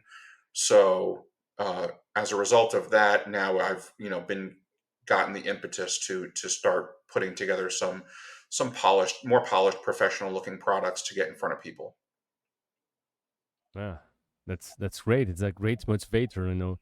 I always think about, I'm going to this convention. I should bring something, and I never end up doing this. But that's Well, a yeah, good well, and I idea. should have Yeah, I should have brought something to PAX Unplugged with me in December. I should have. We yeah. had a convention here in Raleigh called Playthrough, which was a whole both analog and digital gaming. I should have brought something to that, and I'm like, okay, well, it's just anything that Yeah, I do, I can always bring it to the next thing. So there's always going to be a of convention course. next Yeah, year. there's always a next Yes, there's time. always Yeah, yeah. exactly. So There's a good thing to think about too, right? And right, if it doesn't work this time, there's always the next time, yeah. and there's something stuff that I talk to my kid every day. Like, he has to do something, he has to stop doing what he wants, and he gets all mad. And like, hey, you can do this again tomorrow or in a few hours, because we get into this mindset that's all or nothing. Like, if I don't get to this now, it's over, and it's not. Oh, I You can know, definitely. and I didn't bring it now, and it's terrible. No, like next time, we can do it. So yeah. But to go back to what you were asking about hobbies besides gaming and besides, um, science fiction, fantasy, and such, I really have always enjoyed shooting pool, billiards, if you will. Oh Um, yeah. and I don't get a chance to do it nearly as often as I'd like, mostly because you need other people to do it with. Yeah. But I mean, there was a point in time where I had my own pool cue. I took it very seriously. I was never in a league, but when I went and played Mm-hmm. casually with friends, I took it seriously for casual play. Um, I also like bowling. Um, and like arcade type games like air hockey or skee ball, stuff like that you might find at a like a carnival or on the boardwalk, Yeah, sort of yeah. thing. Yeah. Which invariably winds up coming back to games, just Mm. different type. Yeah, hockey is great. Yeah. Yeah, yeah. Air Uh, hockey is great. I love that. Yeah. I used to do fitness kickboxing. I used to practice karate when I was younger in middle school. Um, Yeah. That's something I want to ask you. Do you have like a practice? Do you exercise regularly? Not as regularly Or as I used to. I used to be substantially more active a few years back than I have been recently. That's another thing is I found that for me personally, I always engaged more with activity when I did it in a group environment. So I mm-hmm. never found any kind of enjoyment in solo going to the gym or anything like that. I always get Yeah. distracted and really couldn't stick to a routine. But if I was going to a class and if I had, other members that I could connect with, even if the Mm-hmm. only thing that we shared was that activity, um, like It helps some of for my sure. closest friends are people that I still am close with from when I lived in Connecticut and I did fitness kickboxing. Yeah. I don't know. I adapted to doing stuff at home because I didn't want to go to the gym, so I just do like home workouts, And I and did home that's what workouts worked also. for me. I needed home workouts when I had a job driving for a medical company when I lived in New Jersey, and the hours were very erratic, and uh, so going to the gym made going to the gym very hard. And I found an at-home Mm-hmm. workout started by a professional wrestler. It's called DDP yoga. So it was inspired by yoga, but it kind of was a hybrid. It incorporated body weight exercise and things like that. So yeah, I always have an at home option, a solo option. But uh, if somebody says to me, do you want to do it do you want to go and do a workout with me? I'll be like, yeah, but am I gonna? My motivation to do it alone is practically none. So I mean, I try to get up from my desk and walk. I'll walk to lunch to get my lunch, or things like that. Get steps in periodically, but or I will, like, if I go to visit my family, they live a couple hours east of me. It's a very easy 2-hour drive east of here, where I live. I might help out with my mom and stuff outside, and like if she needs to have mulch lugged around, or heavy things lifted. I can lift heavy things. I just I'm not going anywhere to lift weights, so to speak.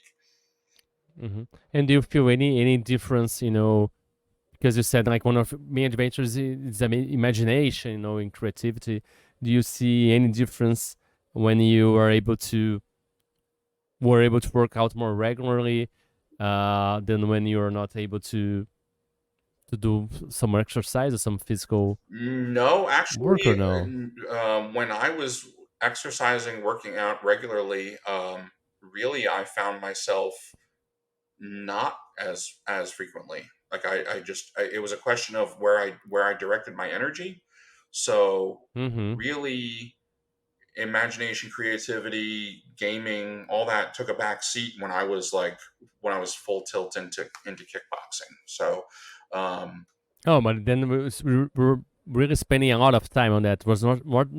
Wasn't something like you spend like half an hour or an hour a day. It was something you spend a lot more time, right? Or no? I mean, regularly through the week, yes, but it. I guess it was just it was always what was on my mind. Really, I mean, I wasn't when I was kickboxing and I was doing the at-home yoga thing. Like, what was on my mind was that. I see. Yeah, it's just, I guess, what was the focus of my attention. Yeah, it makes sense. Another thing I like to ask you, Craig, is we ask here about weird experiences. So ask you about maybe any states of trance or altered states of awareness for deep meditation, hypnosis, or even use of psychedelics. If you had any experience with that, and if you did, if it ever changed any way you see things or experience things. No, I can't say that I have. The most I guess the only substance that I've partaken in apart from alcohol has been cannabis. I've not done any psychedelics before, taken any psychedelics before, mushrooms or ayahuasca or anything like that. I've always been interested. I mean, I always be, as long as safety is kept in mind and so on. But up until now, no, I haven't. My dreaming state lately has been very interesting. I feel like the state of my dreams lately is almost like Chat GPT. Like, how Chat GPT goes out and scrapes the internet for just about anything and slaps it together. I feel like that's what's going on in my brain when I dream lately. Like, I am having people and memories and just dredged up and just spliced together, and time is not a concern and place is not a concern, and we're here in this one place, and these people who may or may not be alive anymore, they're there, and it's yeah, I've done some very bizarre dreaming lately, but not like supernatural, more like just like improbable, like, well, this person, like, here are my grandparents who are not with me anymore, and they're in this dream, and here's my ex-wife's family, and they're here, and my dad, and blah blah blah blah blah, and it's like it just takes all my memories and throw them into a blender and pick parts out and put them down on the page, and it's very very bizarre. I wake up some days and I'm almost like, what is my brain doing? Wow. Yeah. And I don't know why. I cannot point to anything in particular. Do you take notes of these dreams, or do you think there's something you can learn from them or steal from them, or they're just not lately. I don't chaotic. No, it's very chaotic. Yes. I would say that if anything, it's a reflection of maybe anxiety. I definitely periodically will redream of, oh, I'm back in college, and oh, oh, that test that I'd have to go to, or that paper that I have to write, or I dream a lot about. I get recurring dreams of I'm I'm rehired at old jobs. So like a Hmm. job that I did 10, 12, 15 years ago has hired me back on after I left. Um, yeah. Uh, Yeah. but I mean, I Wow. definitely, anxiety dreams are definitely a real thing for me. That much, if there's any level of consistency or any level of Yeah. meaning. Do you feel like anxiety while you're awake too, or just Oh while yes. you're dreaming? Yep. I take medication for that. Go to therapy. Okay, Yeah. yeah. That's well something I was gonna ask. Like you talked about cannabis. Do you think that helps? Do you? I don't partake with enough regularity to Okay. know if it's, yeah. Unfortunately, it's still a scheduled drug in North Carolina, so the only I times I see. get a Yeah. chance to partake are when they are less than legal, or in other states where they are Mm-hmm. either Yeah. people have medical cards, or um, Yeah. I think in New Jersey it's 100% legal across the board. In Pennsylvania, it is it's legal with a medical card, but it's just so easy to Mm-hmm. get a medical card. There's the Yeah. circumstances are It really helps me to sleep. really, Like really. I have anxiety disorder, Mhm. and well, it's for me it was a game Yeah. changer. Like when I started, using the oils with CBD and Oh yeah. THC. Hmm. Yes. At Wow, times that I have partaken, the yes, I can definitely attest to that as it's a well. game changer. Yeah. Yeah, and Uh, and even through the day, like anxiety, I'm able to I sit, I it slows things down a little bit. I'm more present in a way. Yeah, and for Yeah. me, I also guess I consider myself fortunate that if I'm not in a job that tests randomly, so I don't have to worry about that. Mm-hmm. Uh, Yeah. I've never worked at a job where there's been random testing, or where it's been Huh. like Yeah. it's been, what's the word, banned. Like I'm not allowed to do it. Mm-hmm. It's against Yeah. company policy or something like that. So I I've see. never had Yeah. to worry about that. Um, Yeah, I have a prescription here in Brazil, so okay. if I get tested, then okay, I have a You have a prescription. prescription, right? That's Exactly. As long as, yeah, yeah, that's yeah, what's important. But yeah. what was I going to say? No, when it Craig, comes to anxiety during the day, I mostly have to focus on uh, prescribed pharmaceuticals, or do you have any techniques, anything that yeah. I helps mean, you, it's get primarily, back well, or? the therapy has given me some sort of like depersonalization, cognitive therapies. How you Yes. acceptance-based therapy, depersonalization, sort of like, hey, you know what, just remind yourself, affirmations. This isn't your Mm-hmm. fault. You have no This control. too shall pass. Exactly. Yeah. Yeah. Yeah. And I Yeah. mean, Yeah. that's been a big outcome for me especially in the last couple of years. I turned to therapy after my divorce, and um, primarily a lot of that was, hey, you know what, don't forget that, yes, you contributed to it, but it was not entirely your fault. Like, Mm-hmm. so as far as Yeah. healing journey and personal growth, I've probably done more growing in the last 6 or 7 years than I have in a long time. So Yeah. And would you mind sharing, uh, like the best things you learned, or maybe where did you learn them from? Was it all therapy? Did you like read books? Did you, I generally didn't, practice generally meditation? didn't read books. I actually know what's funny is that a lot of outside of therapy, a lot of what I've learned is from personal experiences that people have shared on social media, and a lot of that's come from TikTok.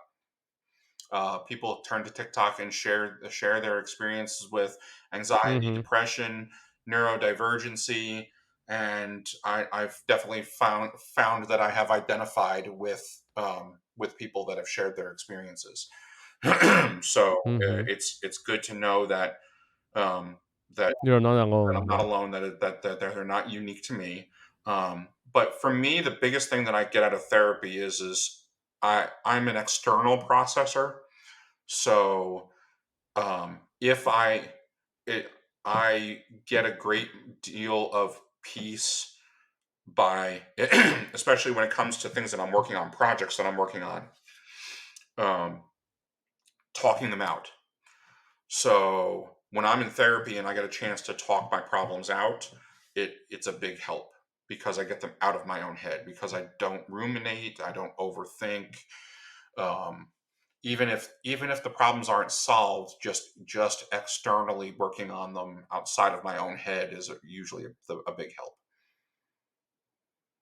Yeah. I think I'm more on the process inside, and my wife is the process outside of kind of deal. So I'm more about reading and then ruminating and working, and I don't know. And yeah, but it's great. I didn't know TikTok about stuff that could help about this, because I have this very vision. Social media, it's one of the main sources of anxiety for me, and I wouldn't imagine that would help someone, but I'm glad it does. Well, I think It's only because That's it's great. given people a forum and it's given people a space that they feel comfortable Mm-hmm. sharing their own experiences, and you can also Yeah. get people, because then what winds up happening is you have people that at least they claim that they're a licensed therapist or whatever, and they Oh do yeah. the stitching thing where they pull in somebody and say, hey, that's totally valid. But Yeah, yeah, but for sure. I social media and anxiety, one of the biggest challenges for me, going back to the TTRPG space, is comparison, is imposter Oh yeah. syndrome. Going back to what I That's said before terrible. about Yeah. crowdfunding, when people have, I just launched this, I launched this indie game jam and I've got 170 contributors. Well, Yeah. launched my game jam and I got 3. Well, what did I do wrong? No, you Yeah. didn't do anything wrong. Like it's that sort of thing.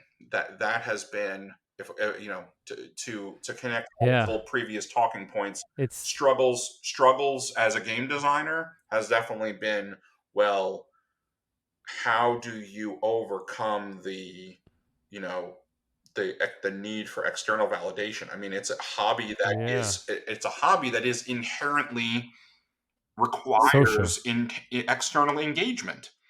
So if I'm making a thing that needs other people to make it happen, people want to talk about a lot about, is Yeah. gaming art, is playing a role playing game art. Well, it involves a lot of different types of art, but when such a lion's share of the activity is social and is collaborative, then in order to exist, in order to feel fulfilled, there is a certain need for that level of external validation.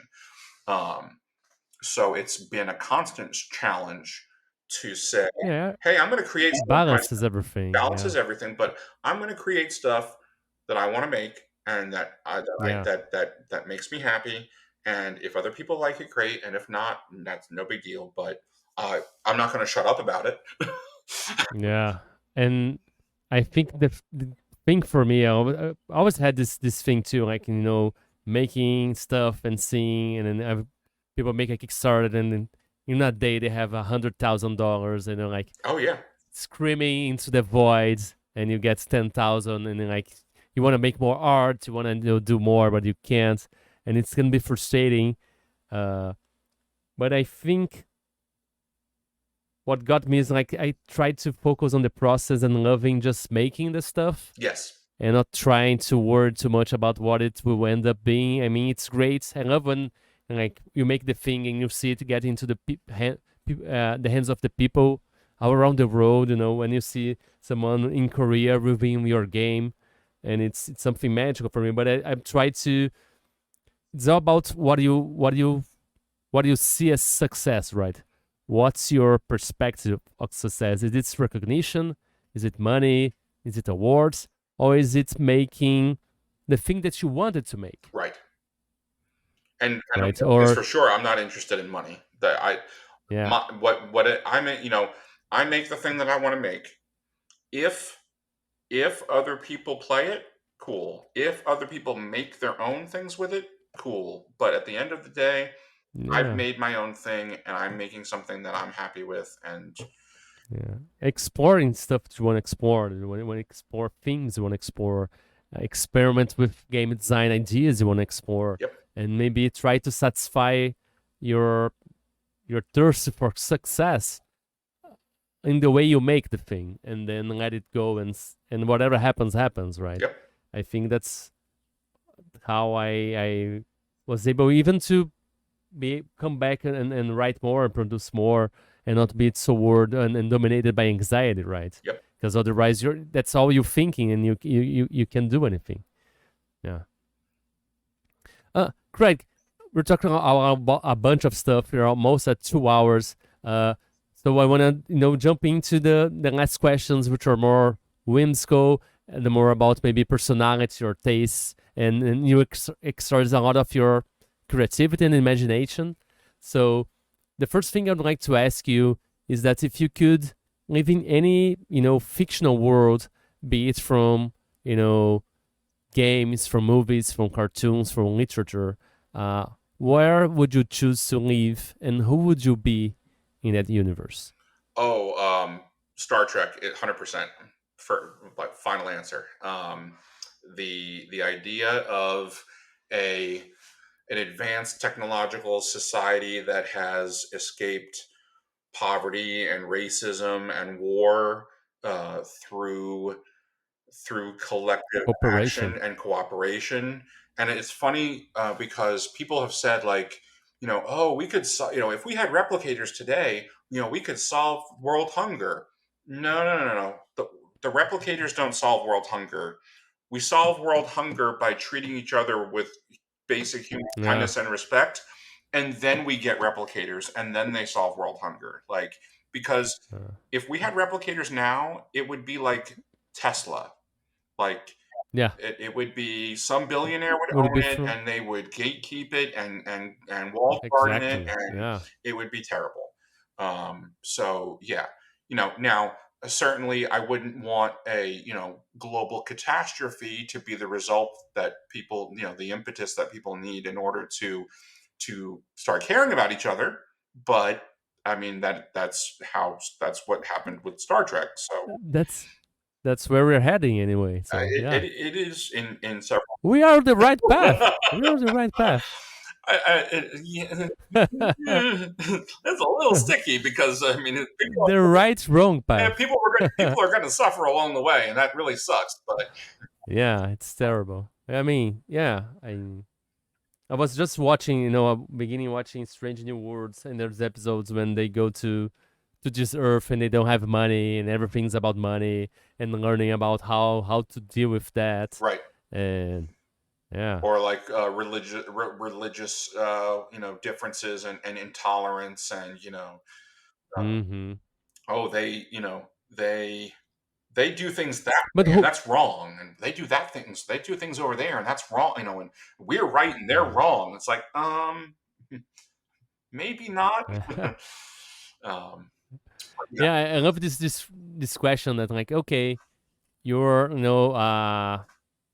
white person from America, and you're a Christian, and you see your image of heaven is everyone that looks like you. Do you think in this entire world God made heaven, and there's only people like you there? Like, this can't be. No, I mean, for me, there's a passage from one of the Gospels that basically where Jesus says, "In my Father's house there are many mansions, and in those many mansions there are many rooms." So, as far as I'm concerned, heaven's got room for everybody.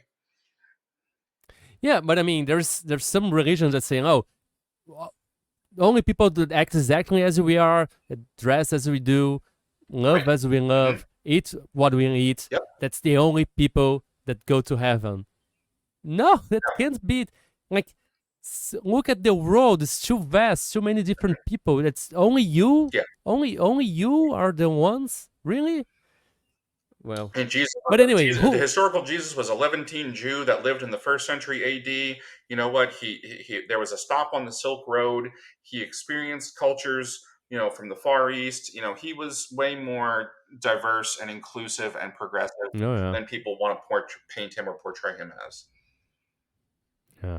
But who would you be in the Star Trek universe? Oh, Who would you like I to would be an be? engineer. I would be crawling through Jeffrey's tubes and fixing plasma conduits and uh, yeah, Awesome. operations gold all the way. And now the other way around. If you could take anything from a fictional world, from a fiction universe, and make that thing real in our own world and universe, and that thing can be a faction, an object, a power source, a location, a character. What would you make real in our world and why? That would be the TARDIS from Doctor Who. Oh, The and phone box, the time relative yeah, dimension in space, go anywhere in time and space, even if it was just space, even if I could just be in North Carolina today and be in New Jersey tomorrow and go visit my friend Hisham in Malaysia next Wednesday and mm-hmm, not have to worry about sitting in an airplane or driving in a yeah. car. Uh, you know, and then Get pizza from Italy if you want, or get exactly, actual tacos from Mexico. Get food sunbathe from on what you want, yeah, and sunbathe on the French Riviera. yeah, Wander through the bazaar in Tangier. yeah. Yeah, exactly. To be able to go Go pick up your friends, like your friends all over the world, and go play a game exactly. Yes, someplace. yes, Yes. exactly. It's gonna be crowded inside the TARDIS, Oh, but there's you room. can get There out. is room. Yeah. It's bigger on the inside. There's plenty of space. Yeah. But yeah, And that would be my one fictional artifact that I would definitely want in the real world. that's a great choice. And if you could have any superpower, what superpower would you choose to have, and what would be the first thing you would do with that?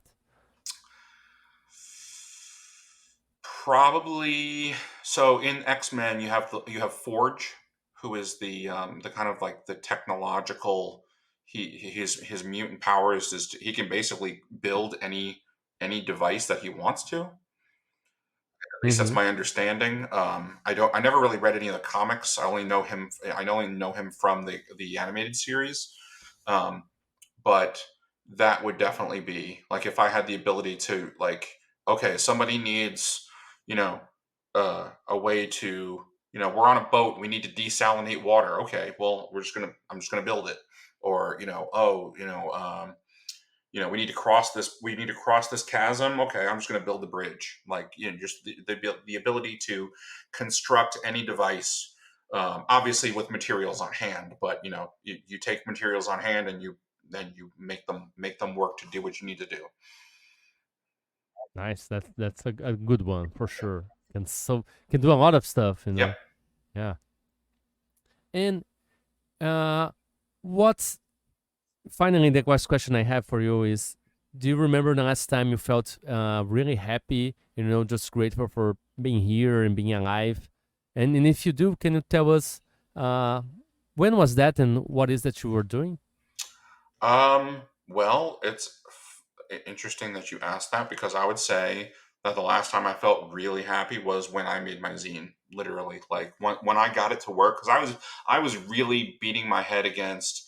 I didn't know what I was there. I couldn't get it to the pages laid out in the order that I wanted, and I knew I was doing something wrong, and I asked for help. I asked for help. There's a Discord server I was on, and I was like, "Does anybody have experience with Affinity Publisher?" Because like all my pages look the way I want them to, but they're just not printing out in the right order. And I printed like a dozen copies, and it just never came out. It's like, well, did you try doing this? I'm like, no, I'll do that.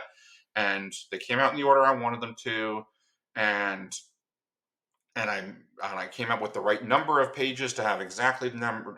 I mean, everything clicked, and it felt really good to have finished something. to have to have made something, to make a finished product of something that was in the hopper for quite a while. So definitely, yeah. And that's great. And like when you see manifesting, that thing you already were imagining. When I'm holding this thing right there, yes, yeah, that's amazing. Yeah, congratulations. And then, where can people find your work and your stuff to get it? So I have a link tree with all my relevant socials. I can, bless you. Drop that real quick here in the chat. Do you record things from the chat? Is that relevant? You can put it there, and I'll put on my show notes here, and I'll put on the show notes when the podcast comes out. So I have a link tree with all my socials. I'm some combination of either Tezrak or Tezrak the Imp Slayer, Facebook, Instagram, Dice Camp, which is a Mastodon instance, Blue Sky, Threads. That's about that. Those are the big ones. I have an itch page, which is linked on the link tree. If you go to the link tree, I have a link to my itch page for Shadowlight and Persona. Right now on the itch page, they're two separate entities, but when the core guide comes out, I'm gonna restructure it. There'll be probably one section for Shadowlight and Persona, one section for the campaign frames, and then one section. I do have some system neutral things that I've put up there also. Yeah, that's great. I'll put on the show notes, links on the show notes. I know you have a link tree, so people can just explore. There's a bunch of links there where you can buy his games. There is also stuff from all his social media, right? YouTube channel, Ko-Fi. So all my public-facing resources, I put together a page on my Substack that has Substack, everything. YouTube and actual play recordings and other interviews. So Weirdos, check it out. The links are on the show notes. Yeah. And Craig, do you have any, last message for the world of weirdos out there? Just do whatever makes you happy. Life is short, and we don't get a whole lot of time. Find the people that make you light up and get you passionate. Do things with them. Keep them close to you, and do what makes you happy, even if society or popular culture says they're weird. Just tell people to F off and do whatever makes you happy. Yeah, it's great. And be you and be authentic, be weird. Exactly. Embrace the weirdness, and that's it. Craig, can you take us out saying the catchphrase of the show? Keep it weird, everybody. Keep it weird, everybody. Thank you for listening to Weird Games and Weirder People. If you'd like to keep up with the show, please subscribe to be notified when we release new episodes. If you'd like to support us, please leave a review or head on to code-fi.com/WGNWP. See you next time, and remember, weird is the new wonderful.